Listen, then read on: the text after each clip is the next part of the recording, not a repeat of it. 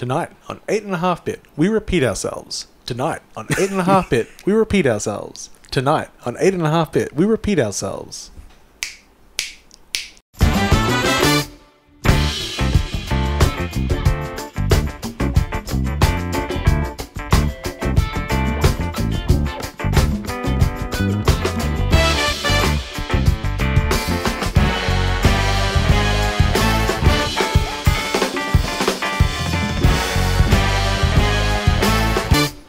You got another joke. Okay. Nice. Welcome, friends of all designs, to episode 288 of 8.5-bit. I'm your host, Paul, and joining tonight are my good friends, Sam. Hello. And James. Hello. And the games were that were hinted at in the show's intro were Loop Hero, and Loop Hero. I could pretend they were for something else. Oh, it was for Loop Hero, Outriders, and... fuck. I mean, Loop Hero is on the list 3 times, because there's 3 of us. Yeah. And and it is just another iteration of like the same game we've played a few times. Celeste 2. Sure. That's the other one. Have you played Celeste 2? No. I've played Celeste 1. Okay. Well, that's one before this one. Celeste. Okay, well, we'll get to that eventually. How are you boys? Yeah, not too bad. pretty well. Oh, good. Adjusting to baby life. Yeah, how's baby going? Is alive.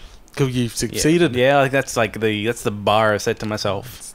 It's like child is alive. And anything short of emphasize. MVP of fatherhood.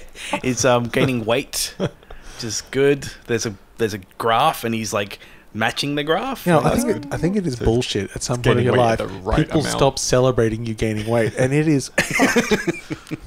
You can't like just keep going forever though. There is.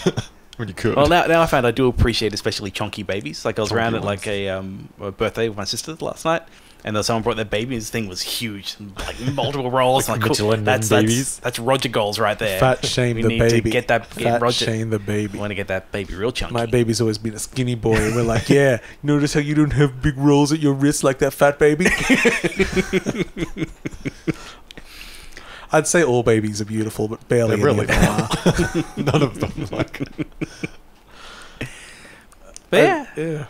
Good babying. And how about you, Sam? Any babies on the way? No, I had a birthday that was my own. Your own birthday? Yeah. I did see that on the internet. And I did get a video game character permanently stabbed into my body, which was fun. Yeah. Oh, you did? Yeah. Can you take off your shirt on this internet program? It's probably against YouTube TOS. Can you just show me a little bit? Like just like give us peeling stage. Oh yeah. Yeah, that's pretty good. That is appealing. Yeah. It was doing okay, and now it's quite sore thanks to the wondrous invention that is seatbelts. And that is character from Bloodstained. It is, yeah. It's which I mean isn't a terrible game. I was about to say the Bloodstained character name, and now I can't remember. It's Staniel Blood. Yeah. Stanley is an actual name, Paul. Staniel is Stanley's Blood. And so how was the actual... It's pretty good. I like tattoos. They're cathartic pain. So it is some of it was the worst out of all of the ones I have. One part of it's on the collarbone, which feels like being stabbed in the neck. And part of it's on the sternum, which vibrates up to your skull. Oh. Ooh. But otherwise, it's quite fun. I would harmonize with the vibrations of my own skull. Yeah. You just kind of close your eyes and just I'd just be like, start doing a rhythm. Like, please stop moving, sir. It's making it very difficult. Oh yeah. And how long did that one take? It was 7 hours. Wow. Okay. And the edge of her wings need to be filled in still, but it still looks good without it. So we gave up. We hit like 5:30, and I was like, you're done. My body has given up on this. I started to like get the jitters. Your body just goes, I don't care how much you can take, I can't. I've reached my threshold of amount of pain. Yeah, it's not pretty much. It's not how hard the pain is. It's I'm full of pain now. It's volume of pain. Yeah. And we've already done that. And I guess me. Yeah, I don't know. Life, it's fine, I guess. If you're into it, I'm not really most of the time. I'm gonna have surgery later in the year. That'll be fun. Yeah. I'll become a skinny boy. Get knocked out for a bit. Yeah, I've never been knocked out in my life. Get to lose time. Yeah. The only time I've ever lost time was when I used to be into like powerlifting, and after a particularly heavy session, I went to the bathroom and I woke up 10 minutes later. Well, I just blinked, and then it was 10 minutes later. Sounds like you need to play more Loopy. Yes. Fun. Because I found I'm very bad at telling when I'm actually asleep. So quite often... normally it's quite hard because you're asleep at the time. Well, the thing is, like, I will like what if you're go to sleep right now? but I won't realise it. And I'll have to ask other people of like, or look at the time. It's like, like when you have like micro sleeps. Yeah, and stuff? yeah. Like it's like, did I just sleep? Yeah, yeah. And I was like, no. I thought you were asking people, "Am I asleep?" In which case, the answer is always no. That's impressive. No, have I slept? Because I'm very, very bad at like picking up when I've actually fallen asleep. The worst is when you're really exhausted and you go to bed when the sun's up, and then you wake up when the sun's up, and then you realize you've missed the entire evening. That's never happened to me. If you've ever had that, I have. Once had that happen. You're like, I napped for 30 minutes, and you look at the clock, you're like, no, the whole day has disappeared. It did happen to me once when I was a teenager with insomnia, because it was just a weird one. Yeah. Because I finally slept, but I somehow slept around people being at the house, so I felt like the world had disappeared around me. There's a film called The Quiet Earth. Fell asleep, and then you woke up, and there's no one there. Yeah, but there's like, hey, wait, I can't see anyone, but the fridge is restocked. What's happened? This is madness, but that was a long, long time ago. Yeah. Oh, wait, I don't know. What were you fucking doing? You and you're sleeping. Yeah. Good work. I know when I'm asleep because I've dropped my phone on my face. Paul, put your phone down. It's like, just finishing this. I've got to tell somebody on the internet that they got bad grammar. I got a death threat this week. It was wonderful. Oh, nice. It was so good. Well, it wasn't death. No, he threatened to beat me up. Yeah. Yes. And a new viewer. Oh yes, yes. If you're joining in, Tim, hi. If you hate me, I never actually picked on your politics at all. I merely picked on your spelling because I was being immature. And it's the funniest way to troll someone when you don't respect their opinion. I mean, I won't pretend it's good conversation. It's just funny. Okay. Video games. Should we move to those? Yes. Okay. Should we start at the one that this show's basically about today? Yes. Sure. Let's go. Okay. James and I have played the demo. Mm-hmm. I'm going to guess I've played it less than James. I'm not sure. I played maybe an hour and a half. Yeah, you played a little bit more than me. I probably put in maybe an hour. So I'll graphing the time. Yeah. I'm going to do because someone else asked me to pitch it to them today. Yeah. So I'm going to try that, and then you can correct me. And we'll see how we go. So you're better at pitching things than I am. Well, we'll find out. Like short form descriptions. Loop Hero, published by Devolver. I can't remember the developer's name. Do you? I should look that up. I really should. Anyway, it was announced last year when they gave it Game of the Year 2021. What I think's funny is potentially it will be Game of the Year 2021. Spoiler, it's a very good game. I really like it. Loop Hero is a roguelike tower defense RPG deck builder. I was about to say a bit deck builders kind of in there. With retro aesthetic based in a world that has forgotten itself and is being remembered.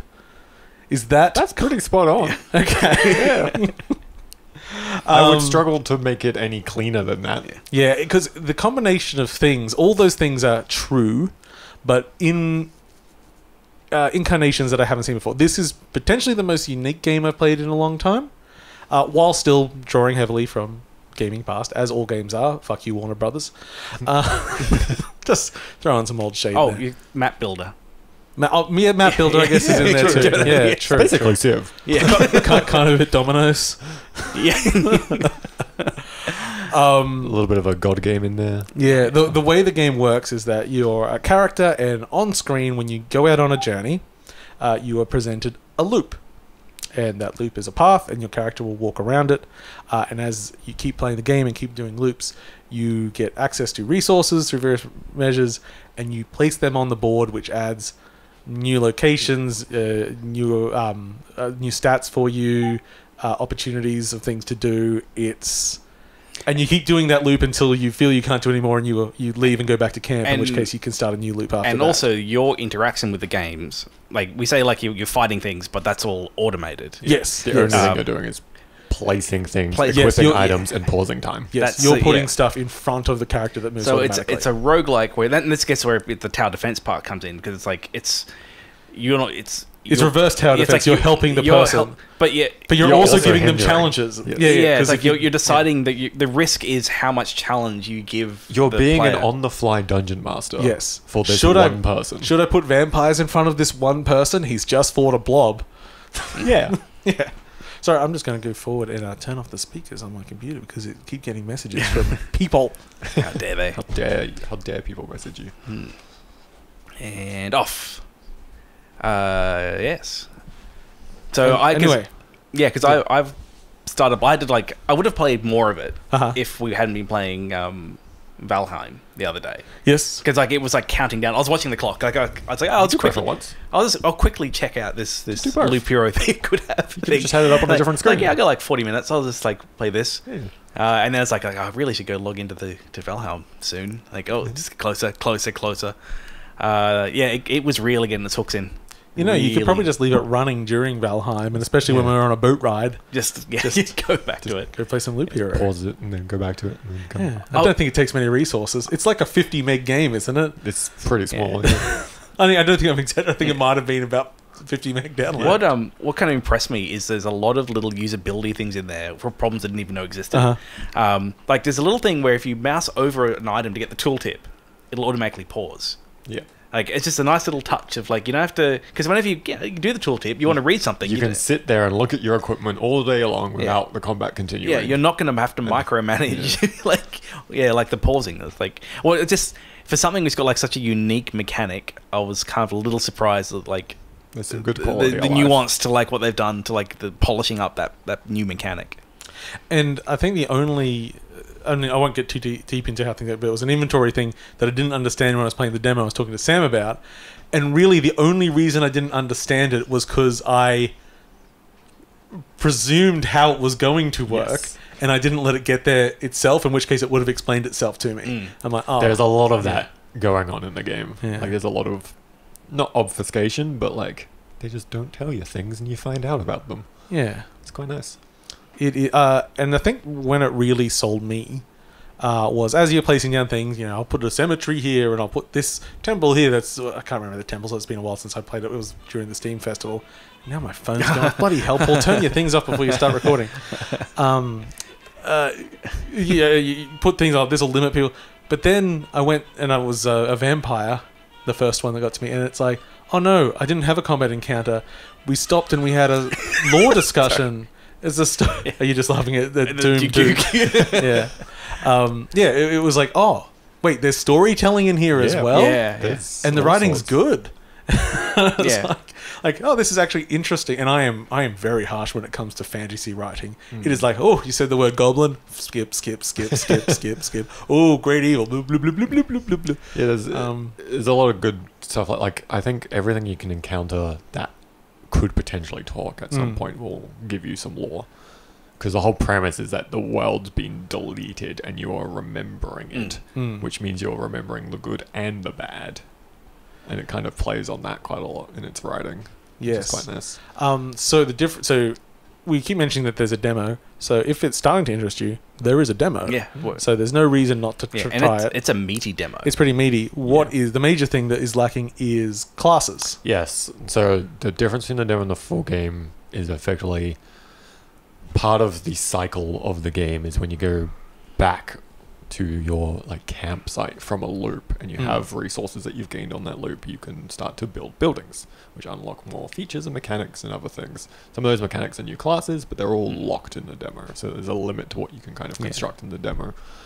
And which is that permanent progression that has it always exists in a roguelike kind of thing. The purists hate. Yeah. This game isn't exactly rogue, therefore it is not worthy of being a roguelike. Even if you fail, there's some progression. Yeah, there's progress throughout. And slight aside, one of the things I really like that I've played the full version, or at least the pre-release version, quite a chunk now, is that every action you take when playing, including not taking an action, is progress towards gaining a resource, or it's progress towards something else.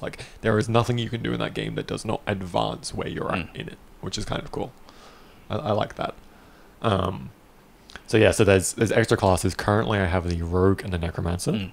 I won't go into details because I know James doesn't want to know a whole lot. So Dogs are barking. It's a noisy night. Yeah, that's right.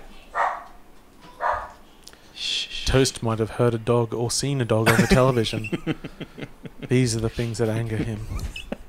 Other dogs exist in a distance and cannot be touched. Yeah, so the interesting thing I found out is that those classes very much change how you play the game, how you strategize. The point that I saw is that when you're playing the demo and you're the warrior is the kind of starting default, and you've got all your equipment slots, and 4 of them are usable. You can drop items into 4 of those slots, and those are the only 4 types of equipment you ever get as the warrior in that demo. And I was thinking to myself, I wonder when I unlock those other ones. But the other classes is how those slots change. So different classes have different item loadouts. So I was assuming that it'd be buildings I'd unlock would then open them up. So it's class based. Gotcha. So when you're the warrior, you have a weapon, a shield, armor, and boots. Yeah. When you're the rogue, you have a weapon, armor, and boots. Yeah. When you're the necromancer, you have a spell book, 2 rings, and boots. Okay. And the other thing that's different is that the stats you get on those items, there's a list of stats you can get, and those change per class as well. So as a warrior, you get things like defense and like evasion, vampirism. Yeah. The rogue gets you different things. You get critical hits and things. So it really changes up how you strategize and what kind of tiles you want to be placing, because they really do benefit from different enemies more than others. What I find difficult about this conversation is it's a very mechanics heavy game. There's a lot of things that relate, a lot of synergies, and a lot of very, very boring to describe and difficult to describe. It is. I'm bad at this. I've also played 14 hours. Yeah, it's like, my mind is all on those mechanics. Put a tile here and a limit this. And what it's going, why would that be interesting? Because I think part of what's really got me hooked on learning more about it is because it is such this new thing. It's hard to describe what it is, and it's just going to be figuring out. But it's also very accessible. It's very quick and easy to learn. Yeah. Like, you can't really go wrong. Yeah, and if you do some really stupid things on the map, you just leave and you come back and do a new one. Yeah. It's actually, I mean, one of the big things is the interactions on the map too. Yeah, in that, depending on where and how you place certain tiles, they can actually change the tile that you've placed. Yeah. There's interactions between tiles. Well, there's the synergies and between a lot of that, mechanics. you don't get told any of those. You just figure it out. No, I just thought to myself then, there aren't too many other rogue games that I can think of that really just encourage you to bail on a run. That is kind of, it's like, oh well, I think I've reached the end of this one, I'll go back on my own. Rogues are normally you play till you die. There is technically an end goal to a run, which happens after you place enough tiles. But you just leave. You'd be like, oh, I'm not doing so well. I've got some resources. I'll just go back to camp, start again. Camping in. At least with the demo, I was pretty bad for let's do one more. Yeah, it definitely has that kind of hook of I can just do one more loop. I never could. One more loop. I die every loop. One more loop. I die every loop. I've never died, but I haven't played that much, so that's fair enough. And even dying's not that much of a setback because you lose 20 or 30% of the you resources still get most that of it, you picked up. Oh, okay, so it's not a massive. Yeah. So you still take a bunch at home, and there's mechanics later on to kind of subvert that or change how much you get to keep. Yeah, and it's also not that expensive. No. Loop Hero? Yeah. What's the cost? I think it was because under $20 it's out tomorrow or something, isn't it? Yeah, it's at the 5th, I think. Yeah. But yeah, no, I'm super keen. 4 days ago, 3 days ago, whatever. Whenever I release this. I think I don't know, there's something about kind games that just have depth but don't constantly punish you at the moment that I really enjoy. It's easy to pick up and run with. You kind of just figure things out. I kind of want an iPad version of it. Yeah, I was thinking it would work fine. Yeah, it would. It would be a good catch game. I could really just kind of play that while watching something else. Yeah, it would work very well as mobile. I was trying to remember if I actually talked about Olija on this show. Probably, I don't think I did. I think it's been on the list for 3 weeks and I haven't mentioned it. Anyway, that's okay. I will get to that. I might mention that eventually because that's the game I was talking about when I was talking about games that would traditionally be quite punishing that are actually very forgiving. Anyway, cool. So Loop Hero, it's out on the 5th. Go play the demo. Awesome. Go play the demo, and you'll find out if your thing or not. And it might surprise you, even if you look at it and think, I don't want this pixely thing. Probably did a terrible job at describing it. Yeah, probably. Yeah. I think I did a great job. It is a difficult... No, Paul did a good job. Paul did a good job at taking what it is into a single sentence. Okay, let's talk about some sort of news here. And I had a problem here because the first story I just wrote Pokemon, and the problem with this is not just that I've forgotten the names of the things. I actually didn't pay attention to it at all. I just waited until Sam. So I went and checked. There's a few things, yes. So first thing up, and I'm just going to go. Oh, actually, we could just go by your list of interest if you want. In order of your interest. I think I've escalating. Let's start. Yeah, bottom first. Yeah, let's start with the really mundane. So the lowest of the 3 things that have been looked at and covered is the remakes for Diamond and Pearl. You don't care about the remakes of Diamond and Pearl? I do. I just care about them the less. This is on the scale of. Yeah, on the scale of. Yeah. So what is it about Diamond? Because I'm pretty sure I've played Diamond and Pearl. Well, what is it about them which I don't know. Sets them out? They're the only ones I haven't played. Oh, well, that's fair enough. Which is why I want to. Yeah, fair enough. I like the look they've gone for these remakes. It's like chibi 3D. It's almost like the Zelda. The Zelda 2 remake. No, the Island one. Link's Awakening. Yeah, Link's Awakening. Yeah. It's not as toy plasticky look as that, but it's like that chibi kind of slanted view, which I think lends itself nicely to like the old pixel style look. And is this going to have a lot of like the newer stuff from modern? Like what was the last Sun and what was the most recent one? Sword and Shield. Yeah, Sword and Shield. Yeah. Is it going to have like the open world stuff with that? Or no. Yeah. So these are direct remakes of the original DS, whatever they were. I think it was just DS games. But they're called Brilliant Diamond and Shining Pearl. Yes. So these are like Omega Ruby and Alpha Sapphire. Yeah. And Fire Red Leaf Green. They are true remakes of the game, just as is in a slightly newer art style. The battles are still like the 3D look, things like that. And they might, like they did with some of the other remakes, they might have a post-game thing added in, or they might, once you've beaten it, you can then go and catch, newer generations of Pokemon. But the actual initial gameplay will be the same as what they were. So far so good, because the first thing you said was the first thing on this page. Let's see how you continue. The second thing they covered was Pokemon Snap. They went into more detail. Well, that was the third. That was the third. Yeah, I was a bit disappointed. Yeah. Well. So you tell me. So I like many parts of the concept as Pokemon Snaps. I've only played Pokemon Snappy like once years and years ago, and I didn't love it. So the thing that I'm worried about in buying this as a full price game is I like the idea. I like something photography themed, even if it's just kind of like a bit half-assed on the photography. It's fine. The theme can go a bit far for me. I like investigating spaces to find things, and I like little puzzles that, it's like, oh, okay, make their interaction, and then I can get this shot. It's a bit beyond good and evil in that. I like that. Now, what I don't really love the idea of there being like one opportunity to get the thing, and if not, I have to do the whole level again because it's on a rail. Yeah, that was a problem.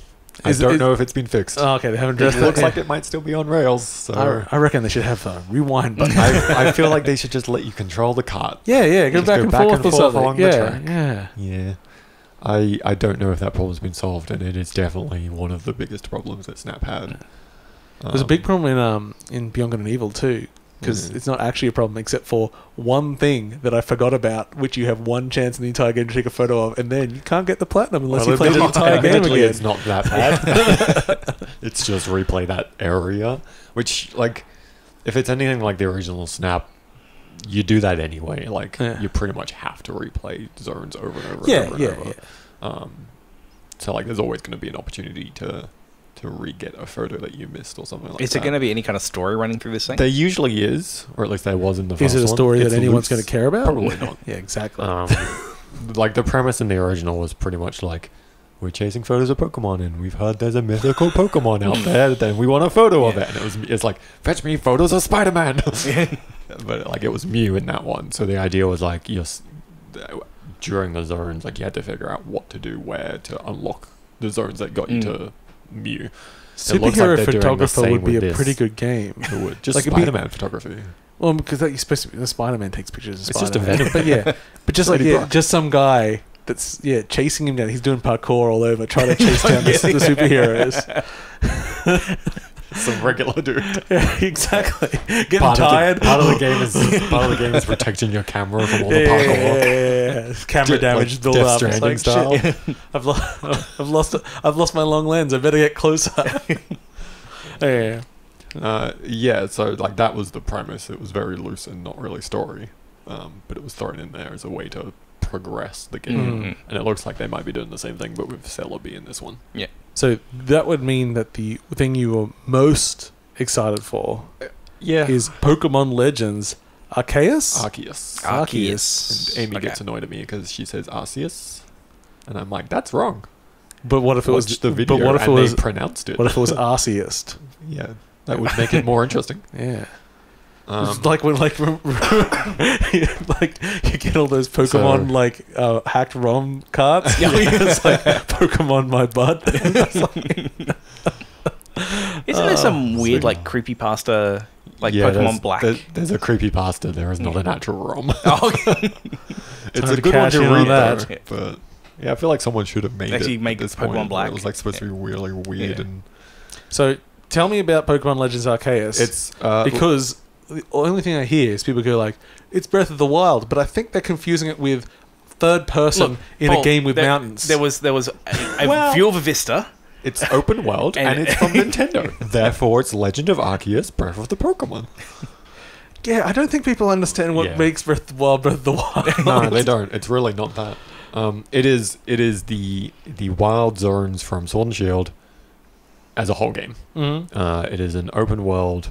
And it's set in the same region that Diamond and Pearl are in, but during like a feudal setting, like a feudal Japan. So it's old, and all the Pokeballs are made of wood and have like a mechanical latch, which I really like. That's kind of such a cool design. Why has there never been something? I guess this is the first one. But is it still magical? Gone back into like Pokemon lore. Yeah, right. Where's our Untitled Republic of? Well, is that what this is? It's story based. There's something to do with the Arceus is like. It's a legendary Pokemon. Where's our Planescape Torment of? And I think, I don't know for sure because again, it's from Diamond and Pearl, but I believe Arceus is it's one of the god Pokemon that helped create the world, and it's going to be story based around that somehow. I am excited. But it is open world. The battles look like they're still turn based, but you can walk around and you can throw a Pokeball at any Pokemon at any time. I am excited by the idea of playing a Pokemon game that's not about being in a league championship. Yes, that's why it's the top of my list. I'm also there's probably no gyms. Yeah, watching the trailer here, some of the shots, it's like the Pokemon in the wild are at very low frame rates. It currently looks like the wild zones do in Sword and Shield, and I can't tell if it's a style choice or if it's just. I don't know. Why not both? I think it's both. It'd be funny if it was like it's like and by the way, in the past, all Pokemon were stop motion. Yeah. Like one of my favorite games, the Deadly Tower of Monsters. Yeah, the biggest pain point with it at the moment is if you're gonna make an open world Pokemon game, the Pokemon need to have some life to them, and they currently don't. But they've got a year or two of development. I feel like it would be a huge task. It would, but to build, but even something basic, because the wild zones in Sword and Shield as they currently exist, the Pokemon, the models are just there and they're just walking around. Yeah, they just walk around to have some actual behavioral in an ecosystem. I mean, if Bugsnax can do it. Yeah, Bugsnax kind of does it. Just do it, Pokemon. I mean, even when I was just thinking because I've been playing a lot of Valheim. And whilst those interactions aren't super deep yet, it's just the presence of those things. We took James to fight the first boss the other night, and as it's rampaging through the forest and ripping up trees and everything, it's a cacophony of all this stuff. It feels like it's there and it's impactful. I want to do that with an Onyx. Yeah, exactly. You want to feel it is something and not just it's walking around in a dead world, walking in a circle until you throw a Pokeball at it. Breathe life into the world for it to work. Yeah. So far for me, the trailer looks like big open world where they've just plocked down Pokemon models. The trailer looks like an MVP. It's here is our prototype to pitch this. But I want to see. But Game Freak often ship those. Yeah, that's the problem. There's also not a lot of density. Where's going into the jungle area or some heavily forested area. I don't know what it's going to be like. Mostly because I don't know the region it's set in either. But what it has is potential. It does. It has potential. Potential to be both great and it is their foray into open world Pokemon. I'm which is what people have been wanting for a very long time. I'm glad it's something new. Like my main criticism of Pokemon over all the years is that it's the same formula. It's the same I've played since Blue. They changed like 2 mechanics a game. Yeah. So them doing something. People get so angry about those 2 mechanics, and then they get rid of the 2 mechanics in the next game, and people are like, "Why did you get rid of them?" It's a cycle that makes me laugh every time. I hate these, but leave them in. Yeah, it feels very much like they did the wild areas in Sword and Shield, knowing that this was going to be their next project, and they wanted to test the waters, figure out the tech, and then maybe just ship the tech, or maybe save it for Switch Pro potentially, and use that to push a bunch of units. Year and a half. The Spro. Oh, that would be good one. The Spro. Yeah. I don't know what's going to happen on the Switch Pro. I keep getting rumors both that they're going to do a Pro and then they're going to... Oh, no, it's going to be the replacement of the Switch. And I'm like... The other bigger thing to come out of all this list of news is because they're working on Legends of Arceus, the Diamond Pearl remakes have actually been given to a different developer. Okay. Oh. They've been given to the team that made Pokemon Home, which is just the app to store Pokemon. Okay, well... which is interesting, but it means they've, like... slightly even more relinquished their hold on it, which is probably a good thing. It's like the Star Wars issue. I don't know if Game Freak really wants to make games as big as Pokemon. They want the money for sure. And they do like Pokemon, but they also... They've stagnated in Pokemon, I think. Yeah, because I was talking about this week, and it was like, oh, it's a small dev. And they're like 300 people. And I was wrong. It's like 140 people. Which is like, yeah, it's actually still a pretty small dev. It's less than the original amount of Pokemon. Yeah. They have to have more than one each. Like, I think they would rather, like, make their towns and the weird stuff like that to a degree. Yeah. Like... They don't want to. It would be nice to see the IP kind of get offloaded a little bit, because like they do not seem interested in scaling up to the level that a lot of their fan base wants them to. And if they're happy for other people to do it, let them. Pretty much, and like Nintendo work with some great devs for their IPs, so there's no reason not to shift it off onto some others. Someone did actually point out, though, I saw a comment that basically said, "Why are they making this when they could just make a Pokemon version of Monster Hunter?" Yeah, but they got Monster Hunter. Sounds not Pokemon-y. But just mod Monster Hunter to have Pokemon. Well, Monster Hunter Rise, they announced is coming to PC as well. I'm going to be interested to see what that version looks like. I hope it has crossplay, because World does not. Yeah, I kind of doubt. But who knows, maybe. Makes me sad that World does not have crossplay. Yes. But it has crossplay. I understand why, because it's on a different version and has mods. How close is Rise now? Like next month? It's not far, is it? Yeah, I think it's March. Oh no, this is March. Yeah, I think end of this month, isn't it? I think so. Yeah. Okay, let's do some more things that happened. Let's go through some fast ones. The Sinking City is very funny. So, the developers of Sinking City, Frogware, or Frogwares, I think it was S. Their game came out, and there was lots of problems with their publisher of PC, and there's a bit of a legal fight going on at the moment, and the game was pulled. And then last week it reappeared on Steam, because the publisher basically pirated it and stuck it back on Steam. It's like it's a different Steam code, like it's a different version of it. It's a different version. Yeah, is there DLC and stuff for it that's not compatible? I thought there was something of there's stuff that isn't compatible, and there's a lot of patches on there. It didn't have achievements. It's an older version of the game. Yeah. Like the dev straight up accused them of it's a cracked version, and it's also been removed from Steam now. So, but it's just a weird thing. It's an ongoing legal thing, and it's also the Sinking City. It's not like it's going to sell a big name. Yeah, it's not going to sell like it's there suddenly his millions of dollars coming in or anything.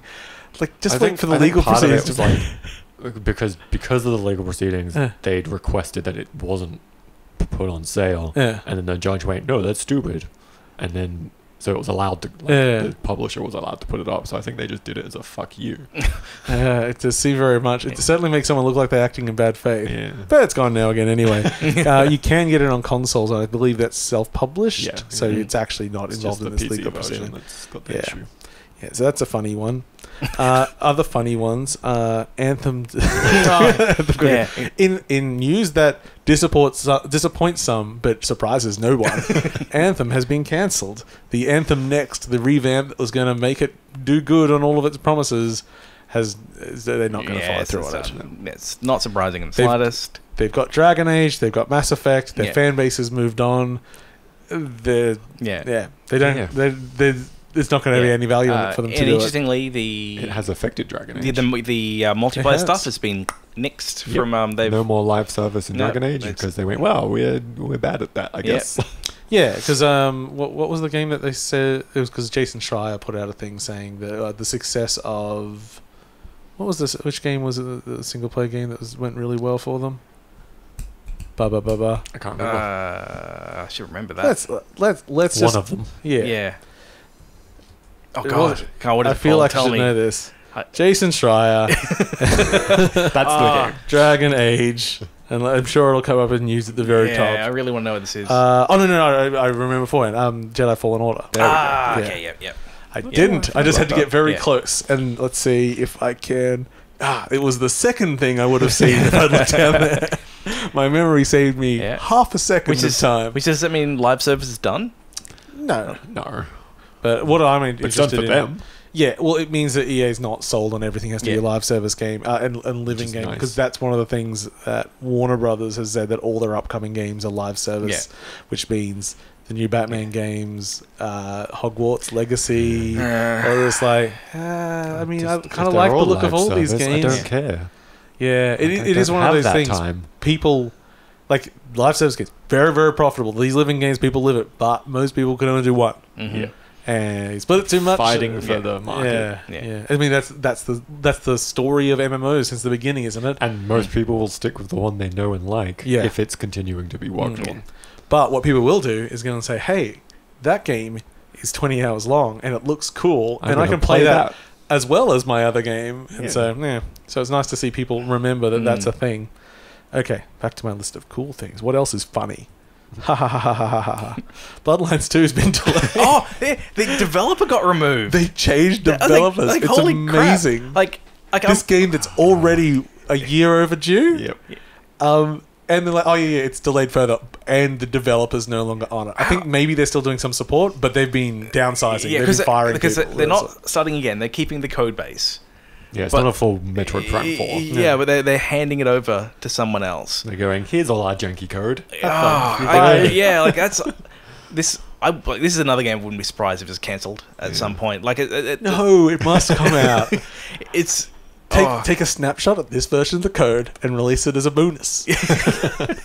Okay, I don't know what to be a fly in the wall when this stuff was going down. Like for the whole developer to be removed. But imagine being the developer given the code. It'd be horrible. Please fix this. Yeah. By the way, here's our vision. It's kind of mostly done, but it's broken as hell.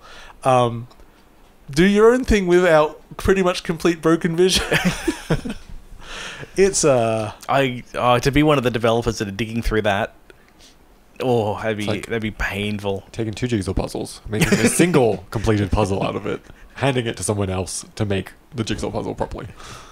By the way, we've been cutting all the pieces to make them fit. Some of the shapes are different. Oh, so good. Okay. In other funny news, there's been an Elden Ring trailer, kind of. Oh yeah. So Game of the Year. There's been a trailer leaked for Elden Ring, and it will seem to be leaked in tiny, like 5-second sections, and people pieced them all together. But they're also all taken with a camera phone off a screen. And it's got a resolution of about 120p. Yeah. So I can see a lot of people saying the game looks amazing, but it looks... Really doesn't. Not like that. In that form, it looks anywhere between a PS2 game and a PS7 game. It might look amazing. Parts of it could have just been Dark Souls. Yeah. For all we know. Yeah, the only reason I didn't say PS1 is because they had it close with a weapon. And they never have that kind of model. Not going to be PS1.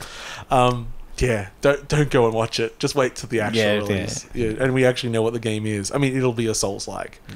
Just a big Souls-like, I think, is what we're going for. I really... there's a part of me that's like, of course it will be. But there's a part of me that goes like...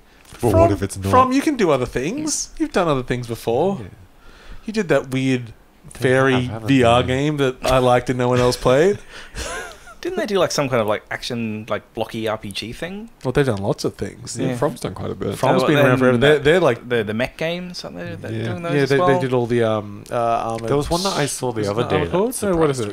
I think it's Armored Core. Might be. Yeah. I mean, From have got like 80 games under their belt. They are not the Souls developer. That's just what they're known for now. This is what they're known for now. Yeah. Yeah, and maybe they're getting sick of it, but they probably love money. Yeah, plus I think they like Souls games do generate. They have continued to explore that space in many varied ways. Like your Sekiro is not the same. It's quite different, yeah. Well, that was a sneaky Tenchu game, and I should have known it. Tenchu. Yeah, because it was Sekiro was I think started off as a Tenchu game, but then pivoted to a Souls game. Yeah. They're like, but we can make it Souls-like. But what if you could lose your experience? What if it was actually Tenchu and had stealth? Okay. I miss Tenchu. I want remakes of Tenchu. In other funny news. What else is funny? You could just go for not funny news. No, I have to frame it all as funny. Make it funny. They released some details on PlayStation 2 VR. On PlayStation VR 2. They did not. No. But PlayStation VR backported PlayStation 2. Yeah, you can play VR on PlayStation 2 now. It's amazing. Weirdly, they forward ported the textures that move from PS1. It's great. They released a thing going the future of PlayStation VR, and then it's an article with basically no details other than we're doing it. Yeah, we're doing it. It will have a cord, a single cable, which is nice. Which it was one of those things I was thinking because I was thinking that it would be wireless, but the cost, keeping some cost down because it looks like they're trying to have pretty good hardware in there too, from what they're saying about. But if it is literally a USB-C cable plugged into the front of the PS, and then it's inside out tracking, so you don't have to have a camera, and they've got new controllers that have haptics in it, which is one thing they confirmed, which is good because bloody hell they need to now that we've got haptics. It's great.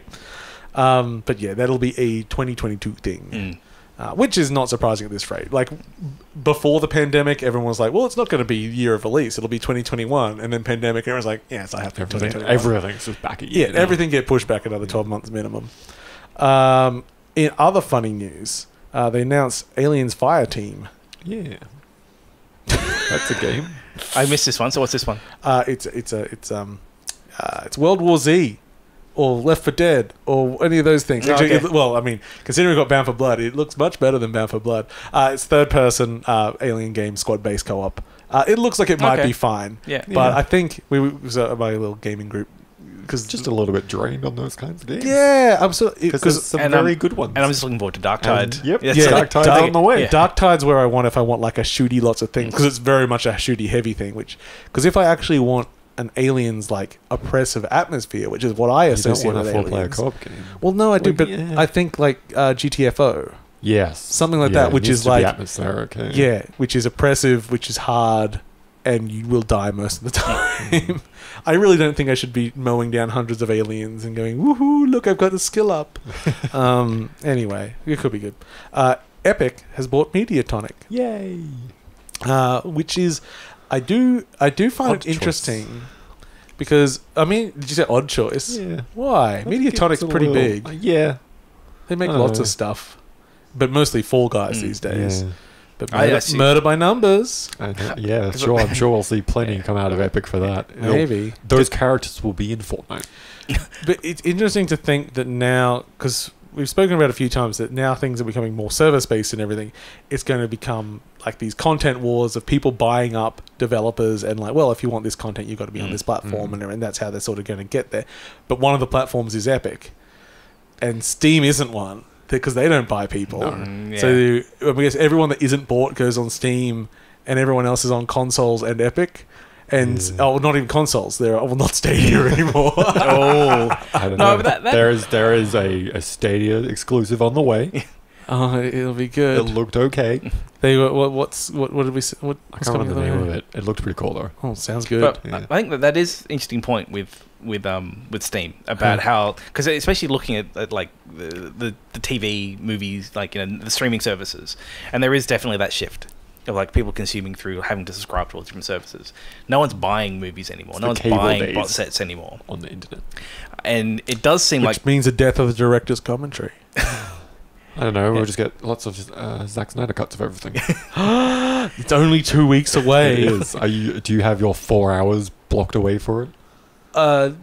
No, but I kind of do. I got to sort out exactly. I cannot wait. It will be watching. I think I'm just going to watch the Red Letter Media discussion about it. No, that's how I consume a lot of my. You come with me. Come and watch it. Yeah, Batman vs Superman was one of the greatest experiences of my life. Watching at home with cinephiles that have a very good sense of humor and alcohol. I know that does sound pretty good. Yeah. So yeah, this will, because what I think we've said it many a times. What I love about Snyder is not that he's good, because he's most of the time not. He can be sometimes. He's not awful or anything, but he tries. He tries so hard compared to like most of like the Marvel movies and everything, where they're just happy to be like, oh well, we shot it like a really high end TV show. He's like, no, this needs to be everything. Yeah, it's a picture of someone's shoe. Yes, I spent $20 million on it. We had to digitally recreate that shoe. Yeah, it's just like everything's extreme and everything has to be evocative. Like everything's super emotional without any investment in the actual characters or writing. And he's a very entertaining filmmaker. Anyway, what were we talking about? The other stuff. Oh, how things being purchased. Epic. Yeah. But Steam doesn't. Yeah, but Steam doesn't have an identity as that, and so it's as consumer like expectations shift to being, oh no, I just get Xbox Live, Xbox Game Pass, or PlayStation Net Plus or whatever. Like, what happens to Steam? Steam will become the library of games that aren't on services. Yeah. Yeah, look at all my. It's like it's your big box collection, but digitally. That's what Steam is. Well, because I guess like, even like something like Loop Hero, like what say in 5 years' time, what's happening with Loop Hero? Like I feel like it's Microsoft is releasing that on Game Pass. Yeah. Like to me, that's what it's like. They've probably. Like I don't know if it goes to Steam. I don't know. Loop Hero 2 of my Super Switch Pro 2, my new Super Switch Pro 2, Super Switch 4D XS. Yeah. Because they took the X and the S from Xbox to confuse everyone. Now, if Steam was to put in some kind of blockchain where I could sell my games, I mean, they could with all of their current market platform. There is no reason for them not to. All about it, because before the show we were talking blockchain, and I was still just looking at it. As soon as you actually put it out, like a unique game that could be sold forward, and it was like, and it is that one. Yeah. That actually that actually does make sense for a blockchain. To revisit a conversation we had before the show. You're not privy to. We're not privy to. That is of what gets me excited about blockchain is actually the idea of how it can transform digital ownership. That's that'd be potentially really cool. And the fact they already have a massive market, like a trading market. Yeah. So if I could actually go, I've got a game that I can now sell on, and that's legitimately passed to someone. That's putting a lot of power back in the consumer. That'd be pretty cool. Yeah, but what about Steam Monthly? It's just Humble Monthly, but they could do that. But they don't have to pay. They just Humble. give you random games completely. Like it's just like a choice. It's just a die roll. Yeah. It's like those. Everyone gets a different game, and if it's a duplicate, you don't get two. Yeah. You already own the game we rolled for you. Oh. Anyway, in very funny news, PlayStation had a state of play. So funny. Okay, so we sort of got two big stories now. So they did a bunch of things at the state of play. I didn't have any. My fourth note here after things was I should probably research this, and I didn't. Well, you posted a couple of videos about stuff that was coming, and I went, "Where is all this news coming from?" And I went, "Oh, there was a state of play yesterday. I'll go watch that, I guess." The highlights for me was a new game called Sifu, which I think looks really nice. I think is supposed to looks a little loopy, make you think of "shut the fuck up," but they took the top off the T and made it an I, and they made up a word Sifu. And I'm sure there's an in-universe reason for that word, but I just think it's like bloody French Connection UK, where they go, "It's not supposed to be fuck." Like, yes, it is, because otherwise no one will give a shit. It is from the Absolver team, and the first half of the trailer is Old Boy the game. It is you having a corridor fight. Yeah. Daredevil. That one scene from Daredevil that everyone remembers the game as well. Which they stole from Old Boy. I was going to say... I'm aware of this. I was just like, no one remembers anything from Daredevil. The only part of Daredevil anyone can think of. Is this the Ben Affleck Daredevil? No, the TV show. It's actually pretty good. I didn't mind the TV show. I liked it. I don't really remember that. Avocados at Law TV show. Avocados at Law? You should watch it again. Okay, I'll get back to it. Or don't. Well, it all just ended. It all just ended unceremoniously. We're not making any of this anymore. Anyway, okay. Made by the Absolver team. It's another Kung Fu game, but unlike Absolver, you don't have to rely on lots of other players playing it to get the most out of it. It is a single-player game. It has basically the same treatment of art, but instead of being in a high fantasy weird thing, it's in like a real-world environment. So it's this kind of almost watercolory... polygonal, like it's a pretty unique. I really like it. It's hard to communicate properly, I guess. But also I liked as it went on, lots and lots of environment interaction, like smashing people into tables and shit. Yeah. I like that stuff. But as soon as it was like, hey, Absolver fighting style, but maybe not quite as hugely intimidating as that game got as soon as you got into the fighting system, and it's just a fun single player romp. Like, yeah, I'll get all over this. And that was something to do with being knocked out and getting older. Yeah. It seemed that, if you die, you become an old man. Which, of course, makes you a better fighter. Because I've never been able to punch out an 80-year-old. Next up in my things was Solar Ash, which we've seen a few times, but we've never seen the game. Yeah. This is the follow-up to Hyperlight Drifter. Similar color palette, but now it's a 3D game, maybe reminiscent of... PlayStation 5 launch title, the guys that made Abzu. God, why can't I remember everything about stuff except the one specific thing? We're no help. Austin Wintory did the music. With zero help. Don't know. I have no idea. What? It's like a soft color palette. You run around, you're skating everywhere. I know what game you're talking about. Arrows. I'm bad at remembering titles. I actually know it, but it's not saying. No, I don't know. I don't know the title. You guys are the problem. It's a game I really... The Pathless. That's the one. You bastards. I really want it too. You pieces of both of you. I just can't remember the name. Kind of Pathless-y, but I think not looks everyone quite a bit better. Can have a name like Returnal that I remember, okay? Oh, man.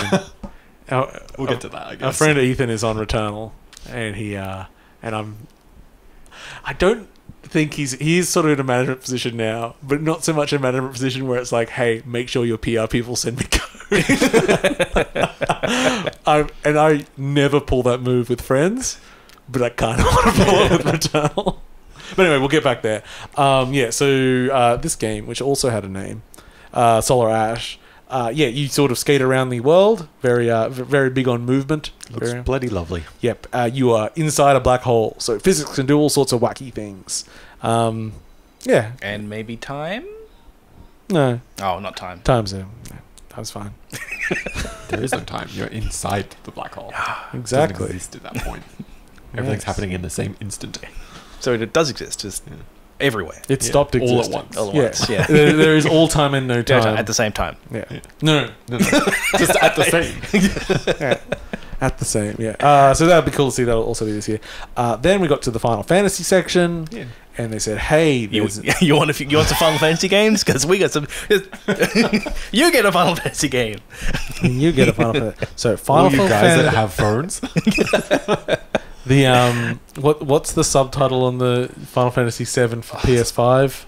I've actually forgotten it. It was that bad. It was Final Fantasy VII Remake. It's I. It starts with an I. It's integrate. What does integrate even mean? Because it's not an upgrade. Okay. It's a side grade. Side grade. Right. So it's the PS5 version because it's still a PS5. Yeah, it is an upgrade. Yeah. What I liked that they did the comparison between PS4 and PS5 version. Pretty similar. There was a couple of shots where I got it the wrong way around. Yeah. I just assume the frame rate's better. Frame rate's better, 60, 30. I think it might be performance mode will probably be much nicer. Yeah. Where I thought it looked a bit better on the PS4 version was simply that it was sharper, and the other one had like effects that softened. Yeah, what they've done is they've added effects. Yeah. Like so like better fog and stuff. So did I ever tell you my Final Fantasy VII experience as Cheryl was finishing it? No. So I didn't play it, but Cheryl did, and I basically watched her play. But as she was playing it, our TV died. Oh. But what happened is it's like the image processing fucked up, and it just turned it into interlaced. It's like he did something with like every like other like line, and just like shifted it. And so, how long until you realised it wasn't on purpose? Well, at the end of that game, probably quite a while. We just basically pretended that we were playing like some old CRT version of it. It worked. Yeah, it actually worked. So, if you own the game, you get the upgrade. You get the upgrade, but you have to buy the new thing. Yeah, because there's a new DLC. I thought the DLC would be included if you. Okay, so you get the upgrade for free, but you don't get the DLC. It was one of the things I found interesting because they put the info card up about it, and they're like, free upgrade from the PS4 version if you own it, and then you can buy the Yuffie pack or whatever it is. Like, so cool. yeah. So there's a new like chapter in there they've added. So in related news, the PS Plus game one of the PS Plus games this month is Final Fantasy VII Remake. You do not get the upgrade to PS5. No, so they don't get it. Yeah, but I mean, it's still like that makes sense to me. Yeah, it's like if you bought the game, you can have. But it's like, well, we're going to give you. But there's no like just like pathway to upgrade it. It's like no, you just buy the whole thing if you want to get the thing. And I was like, when I said, I was like, I mean, I did want to play Final Fantasy VII, and it already did look good, but there'd be a better version later. Well, I've got the disc version. You just borrow the disc off me and play the PS5 version. I guess. Yeah, because Sony don't run things on blockchain, so they don't know that that disc belongs to you already. They don't. Those fools. There's no way for them to tell it's a different different disc. So in related news, one of the Humble games this month is Control. Now, Control which version? Was on... it was originally on Epic and has only recently launched on Steam. And on Steam, it launched as the Ultimate Edition. So... Which version's Humble? So I went on to Humble and I'm like, hey, are they going to give away a Steam key or an Epic key? You can choose between. You can get either one. If you do it on Steam, there's a big note that says, when you get this, it'll say you have the Ultimate Edition, but you don't. How does this work? Now, here's the question I need answered. I don't know. But if it has basically the code of you have now purchased the Ultimate Edition, Steam doesn't have the DLC to purchase because the Standard Edition doesn't exist. Yes, yeah. So can you ever get the DLC if you activate the code for the Humble version? Because you can't buy a game you've already bought. See, this raises a lot of questions about like the underlying tech behind how Steam does key stuff. Because you would think that if it's a key and it's applied to that app ID in Steam, that is the Ultimate version, so it tells you you've got the Ultimate version. That's the version it downloads. And if it is that tells me that there's a way that they have to go, well, this list of keys, no. Yeah. It's on the normal one. And if it is a different app, why is the app called the Ultimate Edition? I don't know. I don't understand. All I know is I already own that game, and I don't really need to claim it on Steam. But I will anyway, because it makes my number go up by 1. Yeah. And you can pretend you have the Ultimate Edition. I do. Look at this Ultimate Edition. It's lovely. Anyway, we were talking about Final Fantasy stuff, and then there was other Final Fantasy stuff, wasn't there? Yeah, so they've announced a Battle Royale game on mobile only Battle Royale game, and a mobile only Evercore, I think they call it, Final Fantasy VII Evercore, which is all of the Final Fantasy VII lore and storylines in one mobile game that looks very much like the mobile version of Final Fantasy 15. Yeah, 14's an MMO. Yeah. So like that kind of chibified kind of. I quite liked that. It's kind of but it's everything from like what was done in Crisis Core on the PSP through the main storyline through all the other 7 spin-off games there have been. It's just all of the storyline in one hit. Can they do that? Can they do that for Kingdom Hearts? Yeah, I hope. I mean, it would still be impossible to understand. Yeah. I think that at this point, even the devs don't know what order it needs to be in. Might be difficult. Turns out it's actually 4 parallel universes that have a similar story going on, and they're all going to meet up. Did you hear the rumor that in the new Spider-Man they're going to bring back all the Spider-Men? Yeah, it's going to get into multiverse stuff. So Tobey Maguire's going to be there. The guy playing Doc Ock is the guy that played Doc Ock. Yeah. And the guy playing Electro dude or whatever his name is. That'd be pretty cool, actually. The guy that played Electro dude in that. With Jamie Foxx is back. Yeah, I'm pretty sure it is. Oh, wild. I mean, I haven't looked at any of this at all. That would be pretty awesome. I feel like it's... But I think they're just pulling one over on us. Yeah, because... making us wish. Because the problem is, like, as they're starting the new Marvel stuff, I realize we keep taking tangents, but that's what the show is tangents. If you're not used to that now, Jesus Christ. And without spoiling too much of things that are out at the moment, they're certainly starting to enter this multiverse area. And one of the things that is really fucking terrible about comic books is time travel and multiverse stuff. Yeah. It makes everything meaningless and solves every problem and puts big holes in, like, but you could just go to another multiverse and get a thing. So I'm all for it, but be very cautious, or this is just going to turn into the comic books and it'll only be super nerds that care anymore. Or Marvel. Because I've been watching WandaVision, I went back and I rewatched Age of Ultron, which is really fucking good. And I was really surprised at exactly how many things are set up in there. Yep. Like, direct things. Like, people say things, like, even dropping, like, you know, this will be our end game. Like, there's certain dialogue in there. That's just a word. I mean, for a long time. There are things that they say in there. Super nerd now. Oh no, I was just really, just in hindsight, watching it again. And if you look at his socks in the back of the scene, you play 2 succession notes on the same rib, but they play different tones. I sure hope someone got fired for that blunder. There's even one where they're directly talking about the end of what was prior to Endgame. What was the Infinity War? Yeah. It's like they reference the ending of Infinity War. Like, it's. Yeah, I was just surprised. There's a lot of interconnected. Yeah, like, even because that was the second one. Some of the parallels, the second one, with WandaVision and Age of Ultron have been really good. Like, exploring some of the things that just never got, touched on. Really should have been. And they're kind of turning Wanda into a character now. Yeah. I think like what they've done with WandaVision, spoiler free, is an argument against them doing anything with pre-existing stuff for multiverse, because they've already kind of touched on being able to do that and refused to, effectively. Like, they're already drawing the line. I don't know if they have. We'll see. They have a little bit with WandaVision. We can talk about that in the non-spoiler zone when they're not recording. There has been points where it's like they clearly could have gone one way and they very much decided not to. Well, we'll see. We'll see when it concludes and when we rant about this afterwards. Because WandaVision I find not infuriating, but interesting as a show in that at this point I think it's dropped its concept. Yeah. The concept's gone. But when it was doing its concept, like its initial concept, obviously it has its overall concept. The whole sitcom-y, like going through different time period stuff. But what I really wanted, because I was unsatisfied at that bit, because I didn't think they were doing, like, if it was a sitcom, it wouldn't be a very good one. It's just like, hey, here's some references to sitcoms. And they drop sort of the more storytelling thing. And then once they get past that, now they're just dumping lore on us constantly. Yeah. I'm like, I wanted a little bit of both. Well, I'm hoping they get up to like Agents of S.H.I.E.L.D. and they do some kind of weird meta. Is not. S.H.I.E.L.D. is out of the MCU, man. So far out of the MCU at this point. That would be that show is gone, and I enjoyed almost all of it.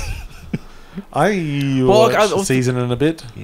Yeah, I'm wondering, like, what happens when will they reach a point where they could start entering their all the other like stuff. I'm not like literally S.H.I.E.L.D. I mean, like, entering their own genre. Oh, probably. Like, that's like, I wonder if it's going to be some kind of play there. Well, I just think they're over the genre part now. Yeah, I like the genre part. Yeah. Well, maybe not. They might still play in it, but I think they're just into the MCU now part. It's just a long form MCU film. Yeah, pretty much. Yep. Okay. So Scarlett, which film in a TV show? The PlayStation stuff. Was there anything else that jumped out? There was other stuff there. I mean, they did show us some of Returnal. Yeah, I kind of am not watching much more. I just think it looks great. It looks pretty interesting. Yeah. It's a weird time loop, roguey. Yeah. It's roguelike, basically.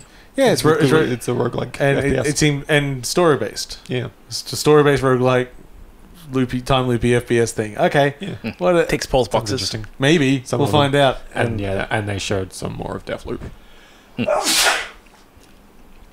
Yeah. Which is and we had a bit of a discussion this afternoon about it, because in that they have a little video which I have not watched at the point of this stuff. The one I linked, or the one you linked, which I haven't watched either. It's an unlisted video, too. Which is explaining how Deathloop works. And at one point they say you're not on the clock.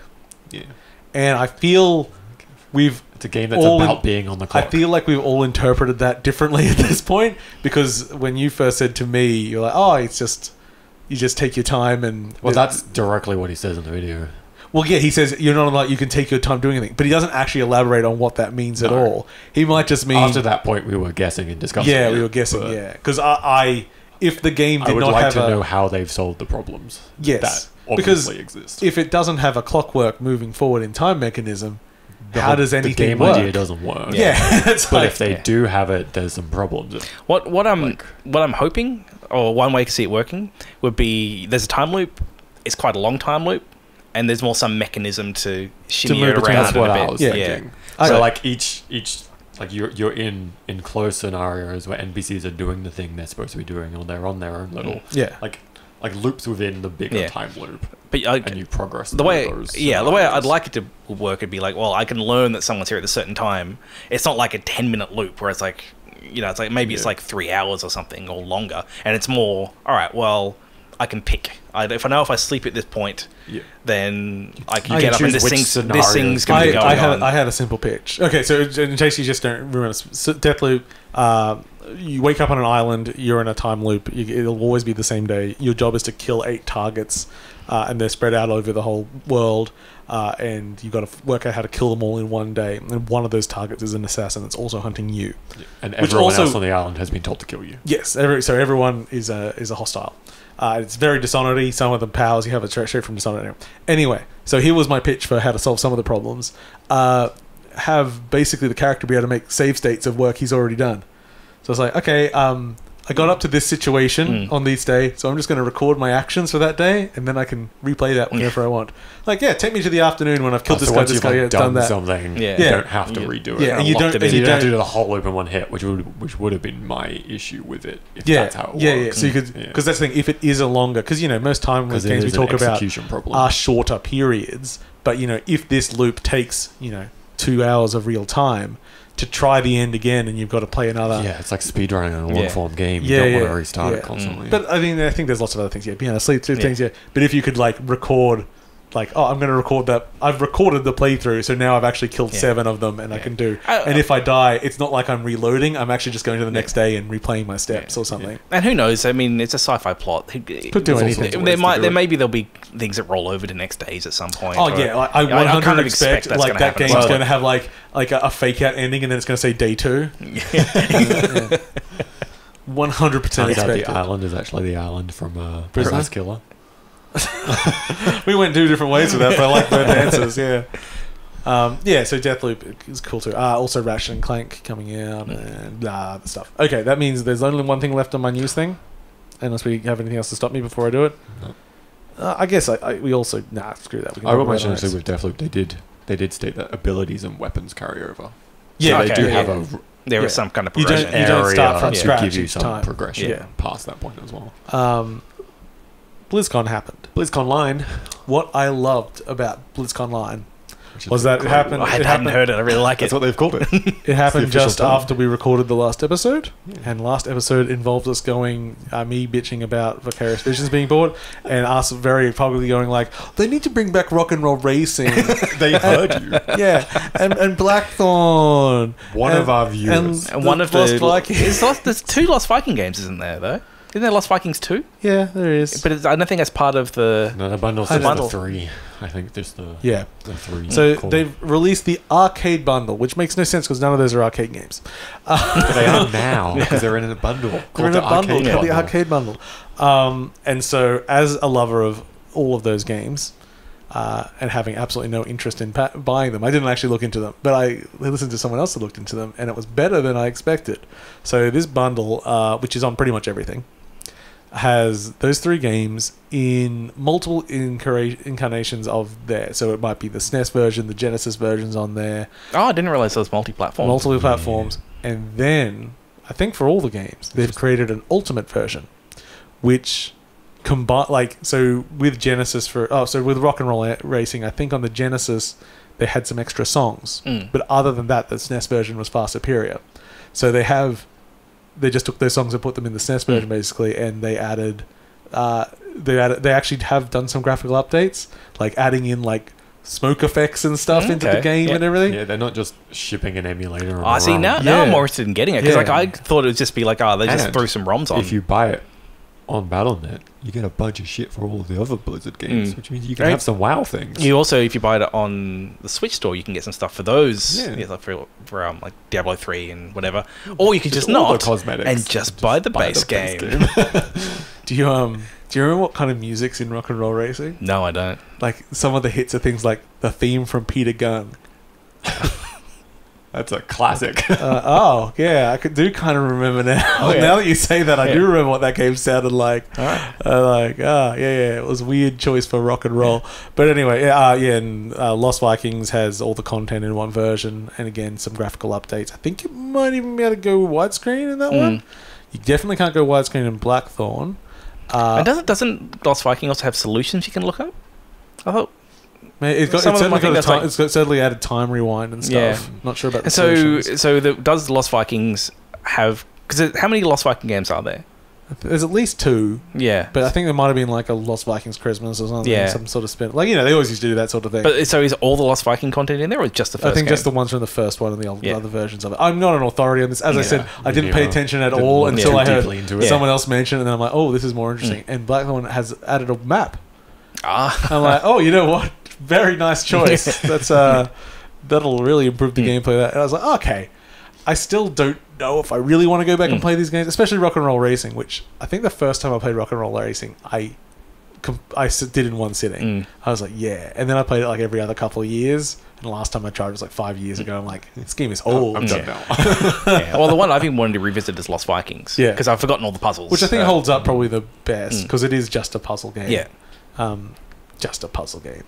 But yeah. But puzzles don't really get old. They don't get janky. They're just the same puzzle as it always was. And I remember I liked the humour of it. Yeah. The space abducted Vikings. Yeah. So, Sam, you'll have to help me with the rest of this. Okay. So my next point. I'll try. My next point is a Warcraft thing. A Warcraft thing? Yeah. A World of Warcraft thing or a Warcraft thing? Well, it's a World of Warcraft thing. I guess it must be Burning Crusade. Because it's Burning Crusade Classic. Yeah. Okay. Cool. Okay. Are we done with that one? I like how they're handling it. The choices they've made are interesting for what they're doing. So they're launching Burning Crusade Classic as it's an expansion pack to World of Warcraft Classic, which is Burning Crusade as it existed with quality of life and all that kind of stuff. But if you currently play Classic, you don't have to shift to the Burning Crusade version. You can stay on just Classic, which is what I like. Or you can migrate your Classic character into Burning Crusade Classic, which means they're just splintering the player base. And I'm sure they'll do the same with Wrath of the Lich King when that comes along. And but it's always been the challenge of... They're basically archiving their own game. It's always been the challenge of that project, in a playable state. Was how did they deal with, like, people are going to want to have different eras that they go to, and it feels a bit weird if eventually they push it up and they catch up again. Force everyone and what do? They start again or something? Do they just stay 4 or 5 expansions behind at all times? So they're letting you basically, at some point, you'll just be able to pick which WoW expansion you want to play. And I think Cal said that once it gets there, he'll just live in Mr. Pandaria. That's the Panda one. That's the Panda one. But I did watch a bit of the interview behind what they're doing with it, and Burning Crusade's, unlike Classic, Burning Crusade's one where they have a working version of the original thing. Okay, yeah. Like, they can spin up the original thing just like that. Yeah. But they're not going to do that for the launch version of it, because they want to migrate it to the new framework engine. I hadn't really thought about how it fits into the greater what happens with WoW over the next 10 years. Yeah. And maybe it is this thing where it will start being, let's just have, you can just pick your expansion. Which you want to play, which version of WoW do you want? Because they've got kind of their time walking stuff at the moment. Yeah, which is it works. It's okay, but perfect. But it feels like a bit of a lot of changes still and power changes. Yeah, and it feels like a bit of a hack. In data and mechanics. Maybe it's what they do. So interesting. But it wasn't. I think we all saw it coming. Yeah. After the success of Classic. And also do you want to patch whatever? I don't know. I don't care. Next up, I wrote a Diablo thing. Yeah. So they are remastering Diablo 2. What? You know, that thing that everyone wanted them to do when they announced already Diablo knew. Immortal and already knew. Yeah. No, we didn't know they were doing it when the Diablo Immortal was announced. We assumed that it was going to happen. But at least I did. Yes. It looks real nice. It looks really nice. And something that surprised me about it was that it's taking a approach of running the game on top of it. Yes. So it's basically just a different rendering layer. But did you know the new game has more art? So, Paul's coming in with the hot Diablo scoops. because I'm full the expert. knowledge. So one of the things that you will find in Diablo 2 is that there is a great variety of weapons. So you have all these different daggers, and in the inventory, they've all got different key art. So, oh, look, this dagger's got a fancy handle and all this sort of shit. But when equipped, they all look the same. Yeah. No longer, James! Now, because of the power of 3D... we can actually model them all. And, so all of those things will now have individual art for the weapons. What a great upgrade. So what I liked was that, like, okay, it's got a thing you can turn the layers on and off, and like you can see, like, oh, cool, he's just running like the base game underneath it, and you compare that to something like the Monkey Island remasters, where they not the first one. No, particularly the first one, where like it looks really clunky. Because like it's just like this weird drawer over it's just moving around. I was really impressed that they managed to like have all this shit going on under the hood and just kind of render on top of it in a way that just like it just works. Yeah, because these guys didn't draw over the old one and just forget to do parts of the screen. The interesting thing is if they've solved the problem that basically made Warcraft 3 Reforged kind of terrible, in that because it was interacting with the old version, it wasn't a layer on top, but the same kind of premise existed where like it had to coincide that like all the updated unit models that looked all lovely had really low FPS animations because they had to match up with the frame rate. This actually does have like a janky frame rate look to it, but it looks kind of nice. It looks. I think it works better with like the whole Diablo. Yeah. Well, I guess the frame rate's all right. It's more like the movement, the way that you interact and the animations. Like it's like you click it, it's like the arm just goes out because it's a layer over the top. They had to retrofit nicer looking animations to the old timing of everything. And I was going to say something else, but I forgot what it was. It was a great point by me. But also, it won't have the major fault of Warcraft 3, which was that it replaced the other game. Not getting rid of the old version. I was asking you about it, if like it was worth getting, and then I remembered, I own it because I have Warcraft 3. What I should have said is, yes, James, I have my original discs if you wish to install the original one. I just reinstalled it, but their unupgraded version. Yeah. I was surprised. I didn't realize that there's like different save games depending on if you're enhanced or not. So I couldn't even like start playing it and then go, I'm gonna change back, upgrade. The only interaction is like the network interaction, basically, and then they removed half the features. Yeah, so that's always fun. And I did some looking to see, well, how's the game going after a year now? And it's like there's no news. They've actually dead. They've abandoned it. They came in, they fucked the community, destroyed the old client, goodbye, and then just fired the developers. Just. But they hired some new, better developers. They'll be gone soon enough. Get reforged. I remember what I was going to say. In hot Monkey Island Special Edition news, did you know there is fan-made patches to replace the hair? Yeah. Yes, there's a hair patch. As soon as I saw that, thank God. I've never wanted anything more than a hair patch for Monkey Island Special Edition. Because, dear God, have the people that made that... Because I didn't hate it. There was some weirdness with the art, but I didn't hate it, and the voice work was good on the whole. But had those people ever seen a Monkey Island be hair? Because what the fuck is that on its head? It's like... This weird thing with the hairline super high, and it's worse than that. It's not. It's it's not Next. What's the other one? The Nicolas Cage movie where his hair is a bird. You've all seen Nicolas Cage's hair as a bird. What? Oh, fuck it. Here. Meme time. Everyone on your computers, type in Nicolas Cage. My hair is a bird. All right. And what is this? Come on, internet. Come You're on. being slow. What?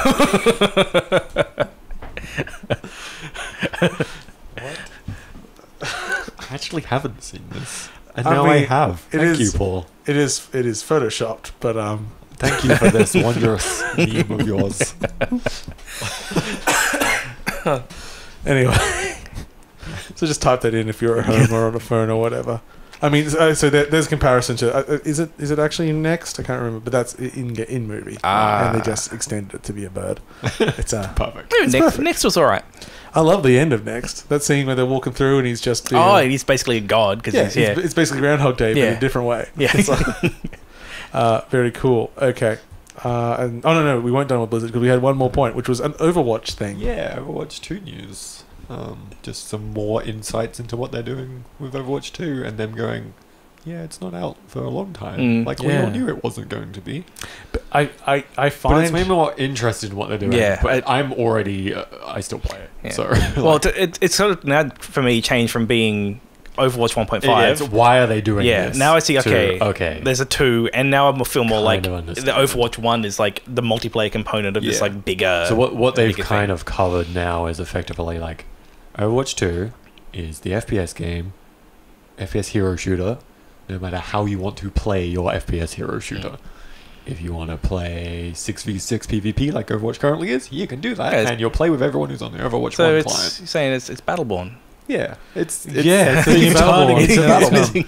It's like you want to do co-op missions, just short form 20-30 minute cycle missions. You want to go that we have made hundreds of. You can do that. You upgrade your character, pick a main, and go level it up. Trees, you want to go, and they are full old World of Warcraft talent trees. You want some meta where people are going to figure out the best build for this character class. So you can do that. As far as the whole like more story driven PvE sort of side of stuff, I am hesitant only because of their lack of... The third thing is story campaign.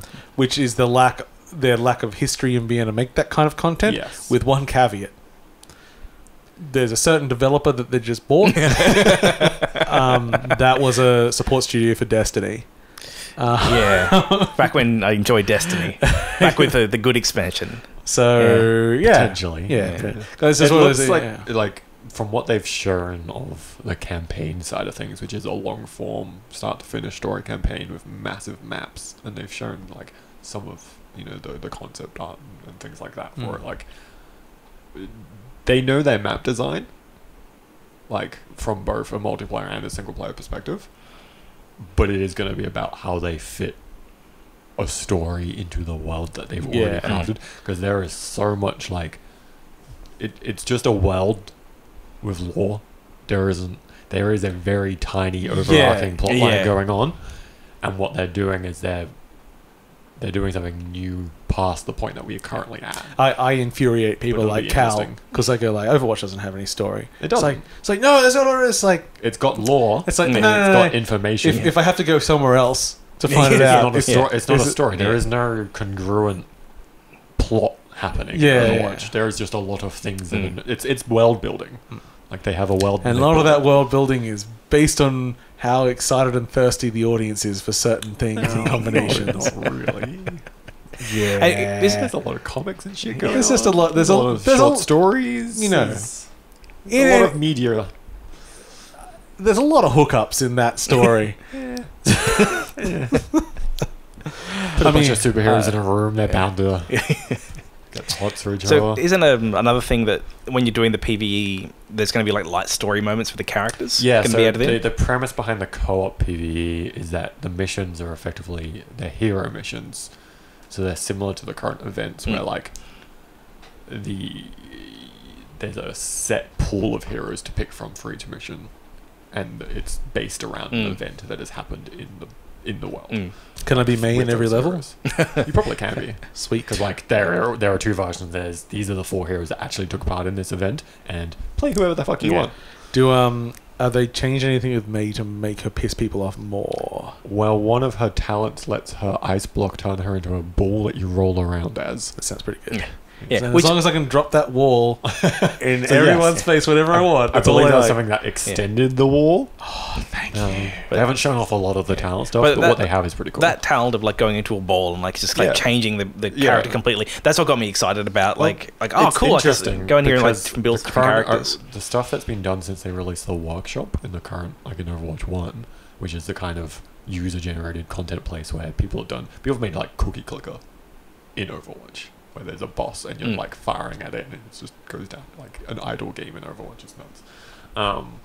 Because it's I mean, honestly, Sam, an idle game's not that ambitious. But like they've opened up scripting and like all sorts of stuff. So people have already been fucking around with changing how heroes work. I didn't realize they'd added that much stuff. Yeah, you can do some insane stuff. Okay. People have done game modes where like you throw Torbjorn's turret down, but it basically it uses Widow's grapple to fucking go around the map, and then you have to take down the turret. They're really chasing that Dota again, aren't they? They're like, come on, someone make it. So I have a feeling a lot of what's been done there has presented them with ideas and things that they could carry over into what can we do to modify this hero's abilities in a way that's fun and still fits within that hero.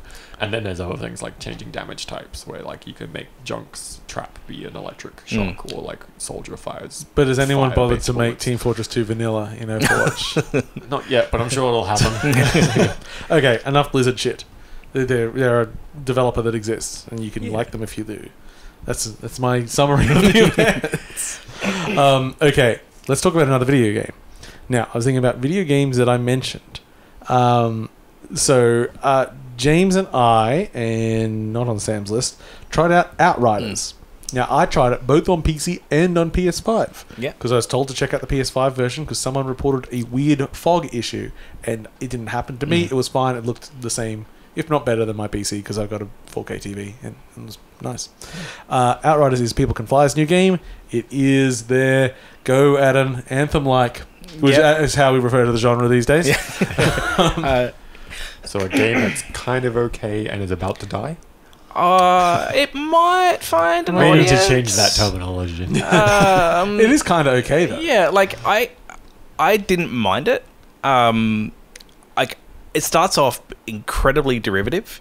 Like, you'd look at it and, like, this is Anthem or probably Mass Effect mainly. So here's my major takeaway at the beginning. It's very cutscene heavy. Yeah. Now, it's trying to be very cinematic, but it really points out something that games fucking suck at, which is being cinematic. One major reason being that in a lot of games, between scenes and scenarios, you need to do a thing called loading. So if you have a scene and it's supposed to cut to another scene, but instead it just sort of fizzles out and fades out and then a loading screen comes out, all tension and immersion and everything is gone. And you're like, that's kind of weird that it just faded out of that scene, wasn't it? I guess I'll wait for... it's pretty fast load, I guess. Okay, here we go again. I know it's petty, but it's also like, this kind of feels quite old school. And they actually address the fact that it loads so much, and they go like, they had to make it load so much to support co-op for some reason. It's just like making sure that states didn't get that's just them saying our network code is bad. Yeah. We apologize for our network programmer. You could have just pre-rendered all this and just played it as a video over the loading screen. But then you can't mash through it fast enough. Yeah. Oh, yeah. Well, just let people do it at their own pace and sync it up at the end. Exactly. Yeah. Well, that's one of the things. Like the music often felt out of sync with the action. I think it's always one of those things that, depending on how you're scripting things, you can't always time the music with what's going on. It's like it's a bit loose. Yeah. So they just play a track, and when the scene's over, it fades out. It's kind of lazy. But anyway, once you get past the storytelling bit, I didn't mind the story. I didn't mind the story. I kind of liked that it started off feeling like Mass Effect, and then it does reach a point where it's like, oh, actually, some shit's happening. Like, there's characters which are suddenly removed. Like, oh, okay. Like, you know. Look, I think we can spoil the intro to this game and its premise. So you basically land on a planet, like Earth's fucked up or something. I don't know. Yeah. You've landed. You're like, this is a safe planet, and you get there and you explore, and within 5 minutes, like, it's not a safe planet. It's not a safe planet. As usually happens. And the commander's like, we're landing anyway. Like, to land, and then you fight the commander. And it's like, everyone's too bad. It's like, oh no, you've been injured. Quick, put you in the cryo tube so you get healed. Oh no, it's now 30 years later. And the world is shit, and everyone's in gangs. Cryo tube. You're like, what's happened? I just went to sleep. You'd think that if we got to a point where we had walking cryo tubes, we wouldn't have those issues. One of the things that's always funny in a game like this, so it's basically like a post-apocalyptic on a newly settled world with its own crazy shit going on. But there's a lot of like, all the technology's fucked up, except for the fact the cryo tube was working, all the cars were always working. Something was powering that cryo tube for a long time. So it's not that broken. Yeah. So I think, like, to start off with, like the combat, like it feels kind of like a cross between Gears of War and Division 2. Like, that's like it doesn't want you to use cover. It constantly says cover is for pussies or something, but it gives you a lot of cover, and also you can less my kind of game. You can Division 2 style move from cover to cover. Like it's a cover shooter that doesn't want you. It just keeps telling you it doesn't. I do, but I think your class then depends on how much you use cover. I don't know. Like, I use cover a bit, but I think like it doesn't open well because it opens really derivative. Then it gets, I think, a bit more interesting. I didn't mind where it went, but then gameplay wise, from like a looter shooter perspective, it then goes to being very derivative and very boring. Just like my dog out. He's decided he wants out of the room now. When I did play to the point where once I had like 3 abilities, here you go, Dusty, go. We just swapped dogs. One dog left and one dog entered. Where like my class started opening up a bit, and I had like a boss fight where the balance felt pretty good. Where I was like, oh, okay. Like, I think the combat's good and the classes are fun. Like, I was playing the Technomancer, and that particular class had a lot of like AoE control. So I'm doing this boss fight, and I'm like, all right, well, I've got a turret I can put over here, which is going to interrupt this, and I've got like this big AoE forward facing thing I can put over here, and I've got a proximity mine I can put over here, and like it's like, oh, cool. Like, all right, I'm starting to kind of like get a feel for that, and I can see if I was playing a different class, it'd be different abilities. So I could like see it. I'm like, okay, like there's something here. It's not bad. And at this point, James and I went and played Remnant from the Ashes. Yeah, that had a lot of fun. And I think the problem, which is a very good co-op game. Yeah, that Outriders, that's right, is going to have is like there's just not like, I don't know, much of an identity to it. Like it's like, I mean, that was always one of the things. It is always just it's a solid like B, like a brown grey shooter. Yeah, and pretty much all the early previews were like, yep, this is it. And then everyone started getting hands on, and the rhetoric changed. Basically, all the stories became like, it's actually fun, which is always a weird tone to take in previews. People say that, it's like, well, okay, but that means you're expecting it not to be. Yes, which means the bar's low. Yeah, I think that's what, and like it doesn't open great. And a few people are like, oh, they'll patch it up. It's like, no, this is the final game, basically. It's coming out real soon, and your progress continues from where it is, yeah. Yeah, like, this isn't like they're going to go through some time. But also, it doesn't really need to. It's a very competent game. But also, being very good isn't necessarily needed in a genre where there are some pretty great games. Yeah. Like, playing your Destinies, playing your Remnant from the Ashes. Nothing makes it stand out. Yeah. I mean, honestly, James and I reloaded Remnant, and it's been ages since we played it. We've got how to play it. And it was one of those things. I went, so James, I was looking at the controls because I couldn't remember how to do melee. And then when I looked at the controls, melee is just mouse 1 because you shoot when you pull up the gun to aim with mouse 2 and then you shoot. It's like, this game has such a melee focus that they made its primary attack melee. That makes it such a unique standout in how it's done its combat design. Because, melee in almost everything these days is like a quick attack that's on a second button or anything that's for an emergency. Or it's like on my keyboard somewhere. Yeah. And immediately we just remembered that you played this game a bit differently. But while I played Outriders, I played it like I play every third-person shooter. And it was good. But also, I played it like I play every other third-person shooter. Like, even the loot wasn't bad. Like, there's one gun they give you early on where it's like, it makes people explode when you kill them. So it's like, it's not like they're just boring division guns. There's like, a bit of wackiness stuff going on. There. And I saw some of the armor design later on, and it's like, it gets pretty crazy. And it's not an ongoing live game. It's got a story and an end, as far as I'm aware. I think it's more like you're playing through world tiers. So it's like you play through it, and then it's like it's adjusting the tier as you go along. So like it's weird. It's like, you unlock world tiers, and adjusting the world tier like in Diablo, it's like, making it harder. It's such a weird thing, that, especially at the beginning of the game, to present to the player as a thing. It's like, in this immersive world, by the way, set the world where you want it to be. Yeah, which felt like nice. It's like fully immersive. It's like customizable. It's like if I wanted to choose to have a harder game, and I actually felt like on about world tier 3, where the difficulty actually started feeling pretty good, and that's where I had like this like boss fight, where I was like, I enjoyed the boss fight. It was close. It was like tense. Like I had fun with it. But it's, I don't know, like, it's the kind of thing, it'll be on Humble Bundle eventually, and I'll probably enjoy it. I'll probably put like 15 hours into it, maybe, if it's even kid willing. But yeah, like, it's, I don't know. I think the demo may have hurt them, because I don't think our opinion is in any way unique. Like, it seems to be a general sentiment that I've got. But the general sentiment also is, most people I know that played it thought it was fun. Which might be more than they were giving it beforehand. Maybe. So we'll see. Like, if you've got some friends to buy it, like, it's a better buy than Anthem. Like, like, it feels like a competent game. Yeah, they're going to fix it. It's yeah. I thought it was solid. Okay, that was Outriders by People Can Fly. It is important to say the name at the end. There's so many podcasts I listen to where I miss the beginning of conversation. What are they talking about? I don't even know anymore. Yeah, they were talking about one of my podcasts. They were talking about like this pixely platforming adventure game thing. I'm like, but what is it? But what is it? Which one? I've got to go back. I don't know. Oh, the art's very good. I'm like, anyway, okay. I should talk about other things that we've mentioned already. Okay, let's talk about Celeste 2, which you can go and play now. Do I need to play Celeste 1?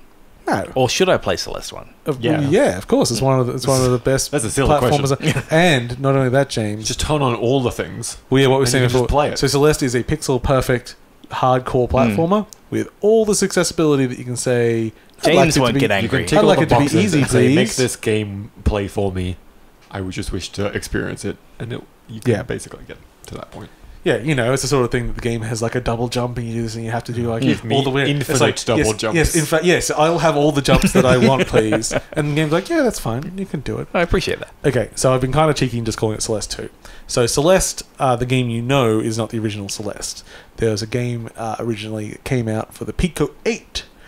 Which I don't know if you have much experience with. Yeah. So Pico 8 is a fake retro game console. I like it. It's a standard that they invented. It basically just has restrictions of color palette, memory size. The game's going to be resolution. Yeah, it's a fixed resolution. This is a physical piece of hardware? No. Okay. It's digital. It's digital, and it plays on anything. It plays in web browser. It's like, Oh, okay. It's like a weird emulator that doesn't for a system that doesn't Someone's exist. come up with just a standard to make these. Yeah, it's kind of like Dogma 95. It's like we will create restrictions, and then people have to work under these restrictions to make products, and that in itself fuels creativity. Yes. Okay. So that was what Celeste originally was. It was a small Pico 8 game. So I believe over 3 days they decided to make Celeste 2. Again, a Pico 8 game. You can go type in Celeste Classic 2, and it's there. It's a play.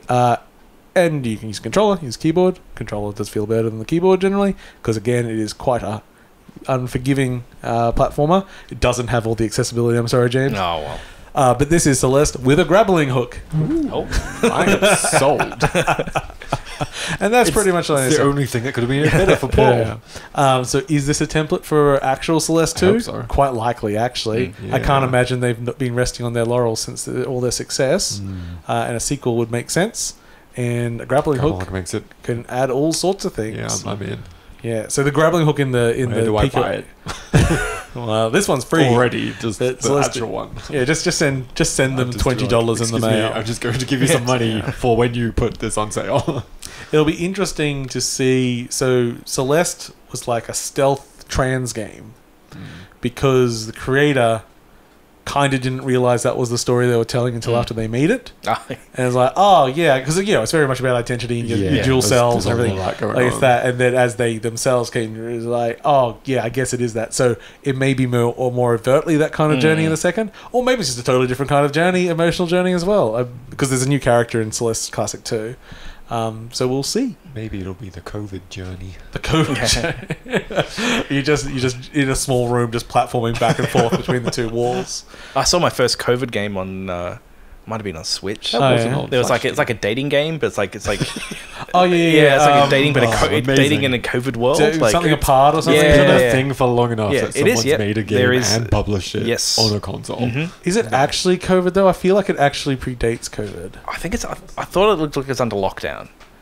Yeah, I don't know. Yeah, maybe it's not, but I thought it was. It certainly felt time appropriate.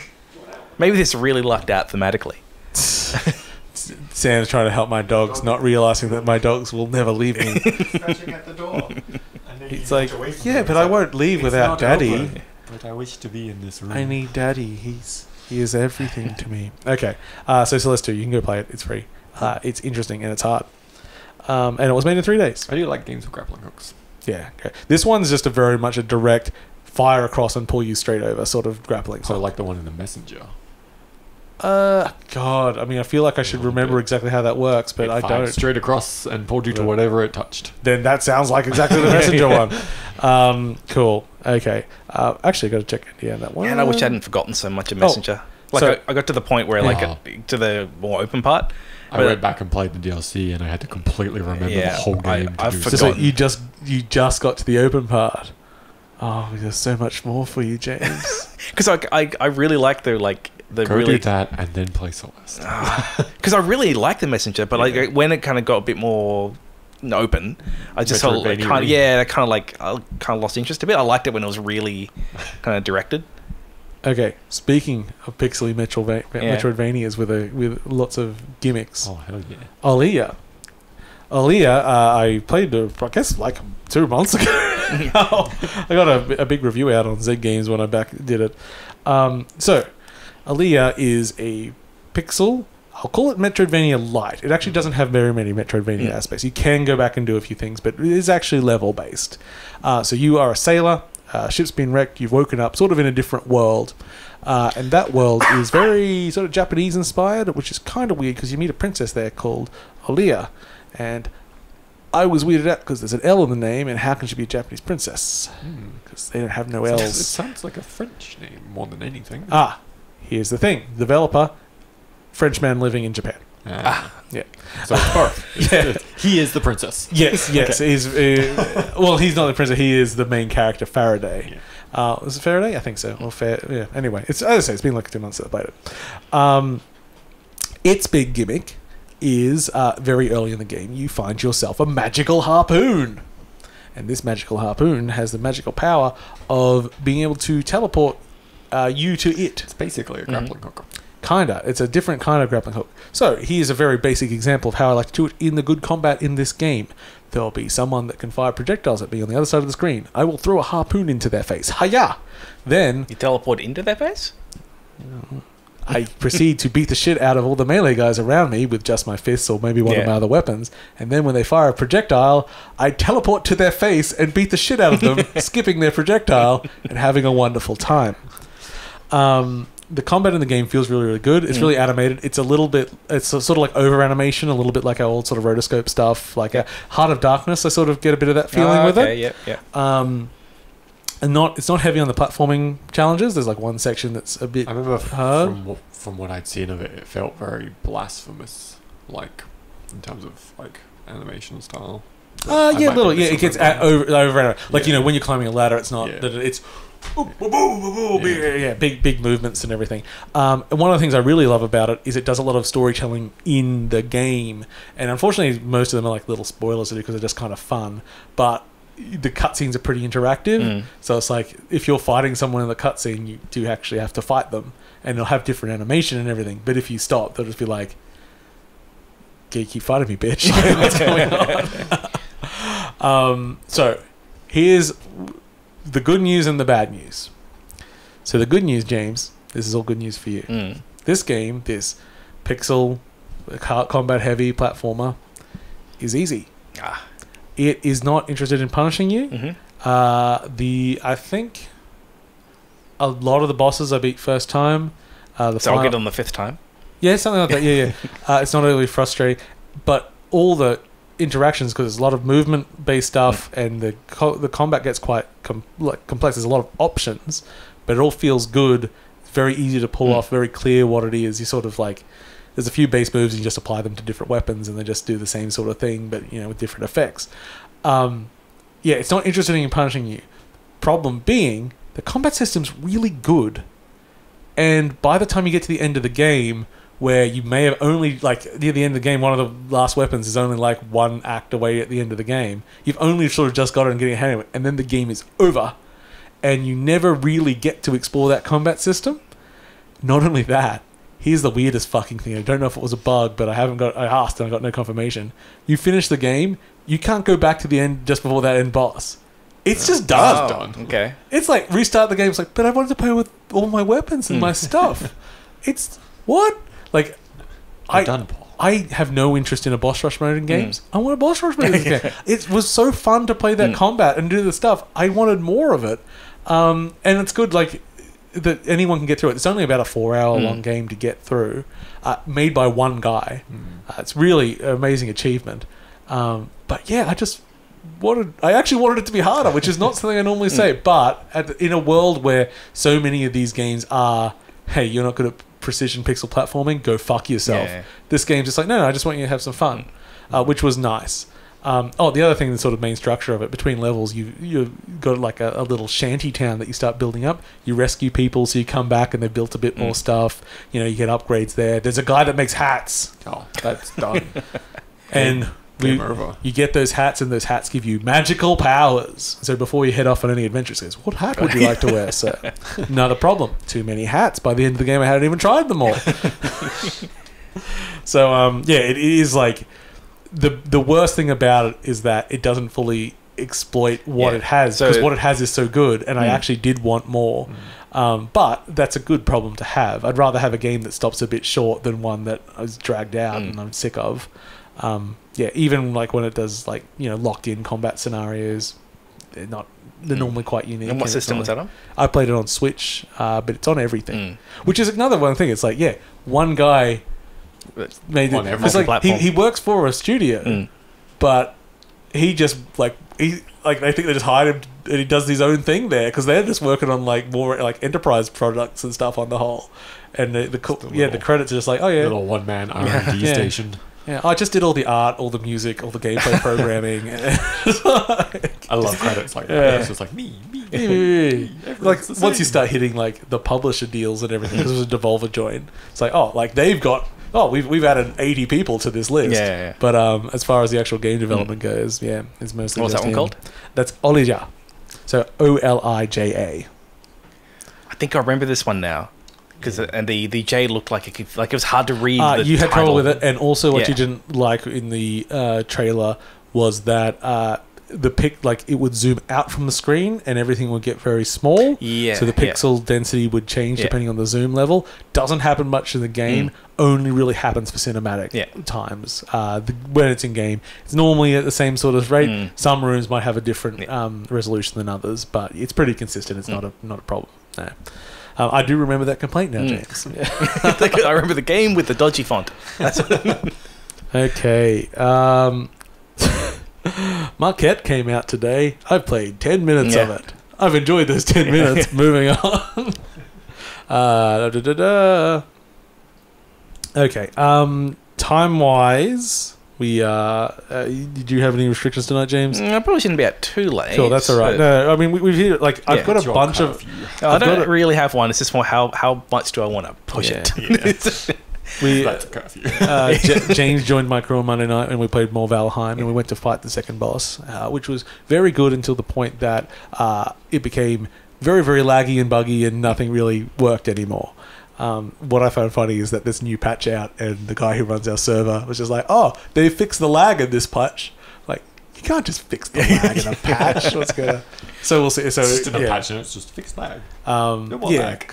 Apparently, you get enough stuff going in that game and it's like, hey, I've hit the skeleton and he hasn't taken any damage. And he's like to just stop working. Yeah, I think it must be simulating like way more than it needs to. That's what it feels like to me. Yeah.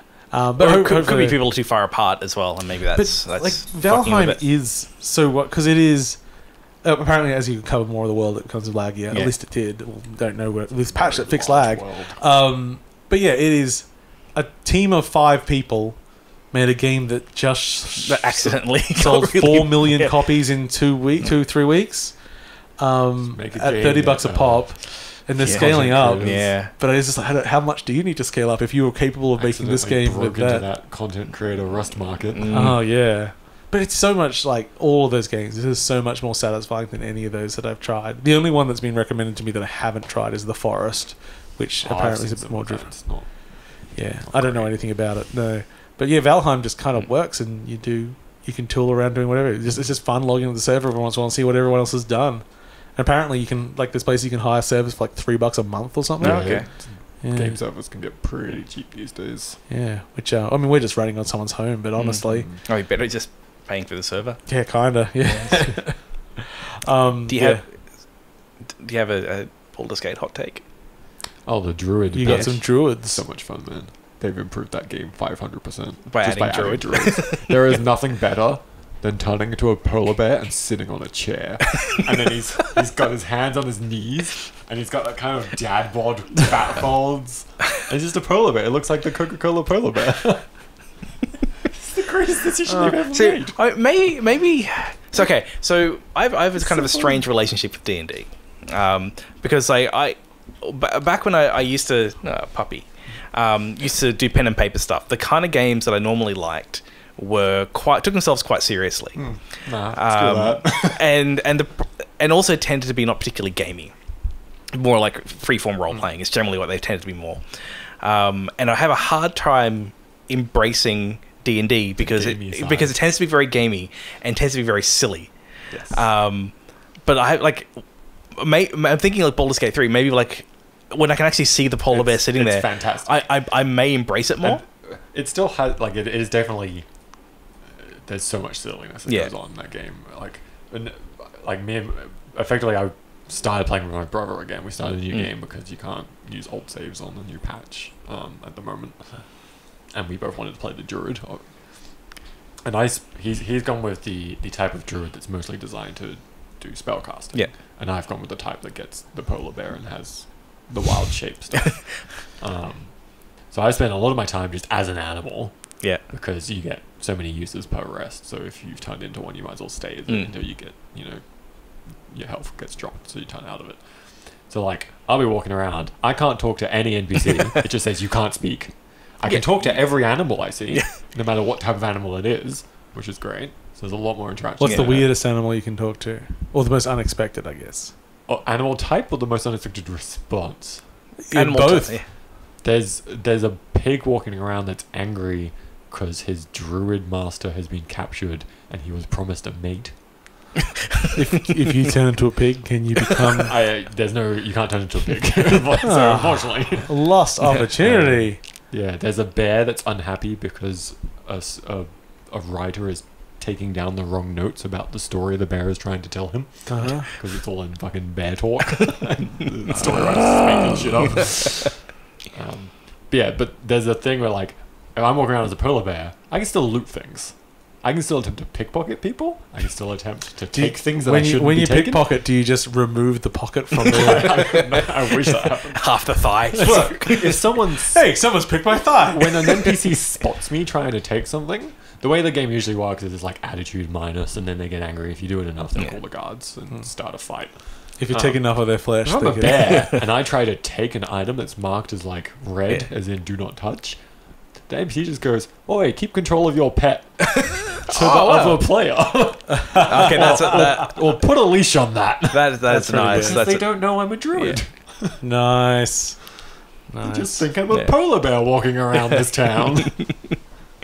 They put a lot of effort into it. Yeah.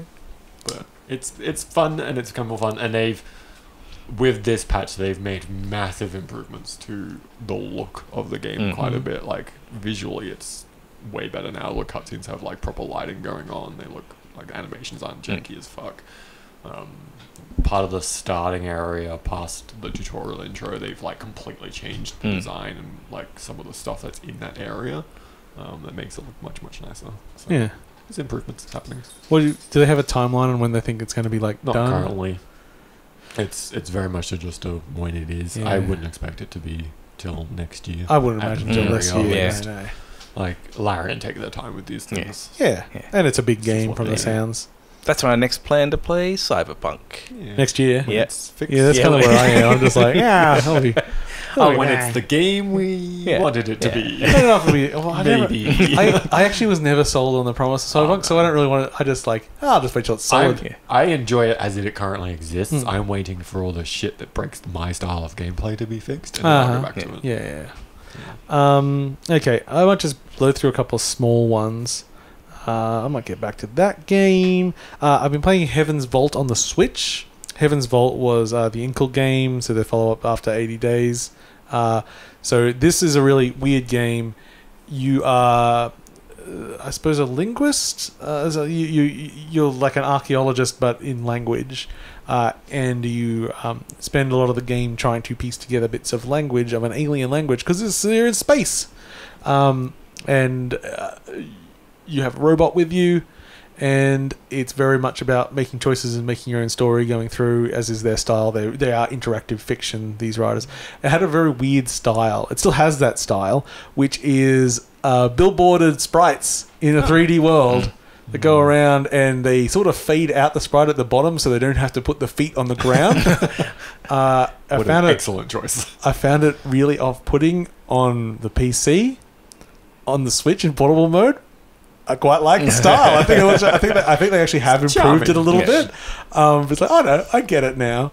Because it's a very strange unit. Like you take like these spaceships that are sailing boats across, and you're literally on currents in space. There is nothing I like more than just boats that are in space. Yeah, it's such a good premise. And most of it is writing, and it becomes you make assumptions about what a character might mean. Like you see something and there's some context, and you can see some similar characters, so you make some assumption about what it is, and you select that assumption, and then next time you see something using that character, you're like, okay, well, if that's derivative of this, then it could mean this, and you build up the language quite systematically like that. You can be completely wrong, but it's fine, the game will continue.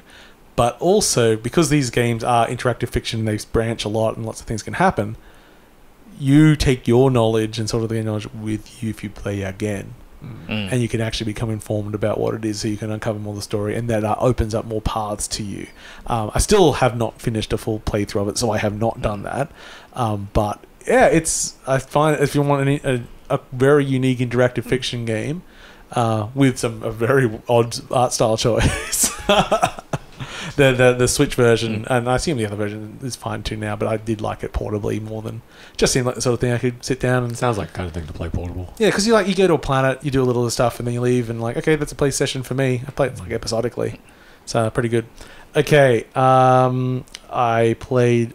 I mentioned this last week, so I guess I should actually tell. I played a game called My Hidden Things. It's a hidden object game. It's a unique hidden object game. So the objects are plain sight. Yes, everything else is hidden. Yes. Okay. So each level, you're only finding, I don't know, sometimes as low as like 3 things. And there's a pile of stuff, but those things are not in that pile per se. The things that make that thing are in the pile. So you have to go like, oh, I need this shape. Deconstructed hidden object. It's like, okay, well, what if I took the head off this and I put the legs of this? Now it's a tennis racket. It's like the shadow artwork. Yes, yeah, very much. It's just 2D. It's very simple. Even though it's on Switch, I just use touch to play it. It's so you're making silhouettes more than anything. Yeah, kind of. It's kind of cool. Yeah, it's like I just hadn't played a hidden object game like it. I'm like, oh, this is a cute little thing. I picked it up on one of the sales for like $1 or something. I was like, oh, this is cute. But I did mention it last week, so I guess I should. There's my follow up. It's like if you like hidden object games and you can see it on sale, you could do a lot worse. Yeah, it's got a story, I guess. I don't know. I haven't paid attention to it. Cute things. Shit. I guess no. Or maybe I'll do a full review of that one. Just looking through my list. There's a few things on there. So many things. Yeah, well, it's because we've run a bit short the last few episodes. Yeah. It just builds up. Unrailed, I really got into a while ago. Have you played Unrailed at all? I have not. So Unrailed, I had played it once before. Like Unrailed is a couch co-op, although you play online, and that's how I was playing with it because they had an open weekend. So I played with the Z Games crew on it. And there's a train, and it's got. On the other side of the map, there's got a station, and you got to build the tracks to get to the station. You got to cut down trees, and you got to mine ore, and you got to build tracks, and you got to put them in front of the train, and make sure the path is clear, and make sure the train's not on fire. And so you all run around, and you literally like there's like one axe and there's one pickaxe, and you have to pick them up and just like it's like management, and yeah, it's fine. And all I'd done is I'd just done like a single map thing. I was like, oh, this is fine. I'm like. Not excited by it. It's fine. And the main mode was endless mode. I'm like, that just sounds intimidating and boring at the same time. It's like, it's just going to keep going forever. Oh, wrong, Paul, wrong. They should just say this is main mode. Forget about other mode. So it is kind of endless, as it could go forever. Except I think there might be an end to the game. So endless mode just means that every time you get to a station, they add another station. That's what I was thinking. Just now. As you go, you get. Money, and at each station you can buy upgrades, so things for your train that might give you other, like something that makes dynamite, something that makes track faster, upgrade different parts. And then the big purchases are buy a new engine. A new engine means new biome. A new biome means more gameplay mechanics, such as when we're going through the snow, maybe there's a Yeti, and that Yeti doesn't like it when I throw dynamite in his face. But is it the ski-free Yeti? It is a little ski-free, but not quite. And then eventually the biomes start getting weirder. Like you get to like the Halloween biome, and suddenly all the trees are on fire, and the water is made of lava, so you can no longer build wooden bridges over it. You have to build iron bridges over it. But weirdly, you can still use the lava to put out fires in the train. But then, technically, I think it would. Yeah, there's ghosts that it would cause other problems. But I think it would put out a fire. You know, like in that, because that's sort of where we were ending it around our first playthrough. Like you're getting ghosts that are messing up people's controls and all sorts. Like it starts getting wacky, and it's one of those things that's very clean, very clear, and then you can just start adding more and more stuff to it, and you're communally making groups, and you can save it. That sounds important. Yes. Now, there is a caveat to the ability to save in this game. You can only reload it once. Okay. So this is meant to be you die and eventually go back and play through it again? Like, is it a little bit like a roguelike? Well, yeah. Because like you are supposed to start from the beginning, but you don't have to start through. So if you die, you will go back to the last checkpoint. So it's not... You don't have to restart every time. But also, if you're playing with a group or whatever, you can save the game and we'll come back another day. And that's where the one load goes, because it's like you just can't always come back to the same spot, but every time you stop you can save again. And that fixed all my problems with the idea of an endless mode, because I was just like, you don't have to start it over. Yeah, if we put 2 hours into this, next time we play it, do we have to go through all the same bullshit we already went through? Because, you know, those sort of games, especially once you played them a little bit, those early levels are boring. It's like, oh look, we're going through a green field and there's no challenge whatsoever. I guess we're talking, that's fun. But yeah, not a problem at all. It's a really good game. I enjoyed it a lot. Okay, we might call this an end of episode. Got a couple of other little things. Like James, we haven't talked about Subverse. It's a important game.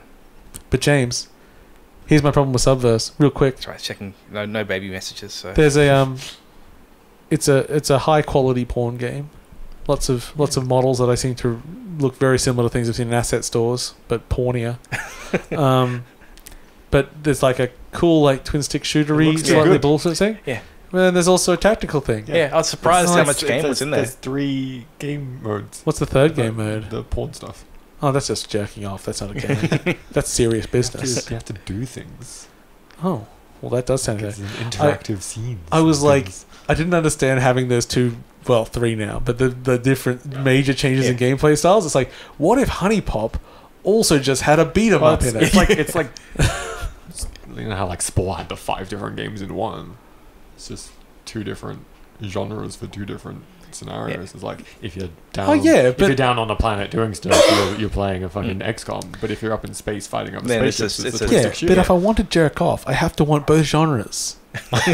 Well, that's the problem. Well, actually, with games for adults that are actually good games, potentially. It does like we pull up the Venn diagram though. It takes away this game is just for jerking off and turns it into this game has stuff. That's where you go watch one of their many movies. Yeah, because Studio including BioShag. is known for their films. You know how was it Ken Levine gets sad at the idea of people sexualizing Elizabeth? But what about if you sexualize? Was it Cooper? What was his name? Booker. Booker. It's fine, but I think I remember him reading a comment about it of like, what if he got me with that speedy chainsaw arm? I wonder if he. I assume he knows about BioShag, and how sad it makes him. Probably. And on the flip side, is that what really turns you on? What? Ken Levine crying a little bit. You found my kink ball. There it is.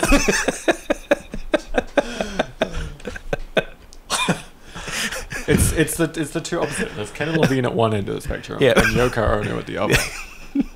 Because Yoko Ono is the creator of Nier, who has, at some point in history, asked the fans to collate Rule 34 of his character for him, so he doesn't have to. That's Randy Pitchford did a very similar thing. But the thing that was confusing there, that I thought you were saying like Yoko Ono as in... Yeah. I was thinking Beatles. Yeah, no. I was very confused. Like what the hell you were talking about. I was like, I often put Ken Levine at one end and Yoko Ono on the other end. It's a weird scale. Yeah, I don't know where I sit in this Yoko Ono Ken Levine in the spectrum of Yoko Ono to Ken Levine. Where doth one sit? I think we all sit at Nicolas Cage's my hair is a bird. Your argument is invalid. Okay, thank you for listening or watching to your 8.5-bit. You can go to our website, 8.5bit.com, at Twitter and Facebook. Please like and share anything you like on that. Subscribe to us on whatever the hell you want. And you can join us on our Discord at discord.8.5bit.com. I've been your host, Paul. I've been James. I've been Sam. We'll catch you all at some other time in the future. Probably, maybe. I'm sorry. See you, everyone.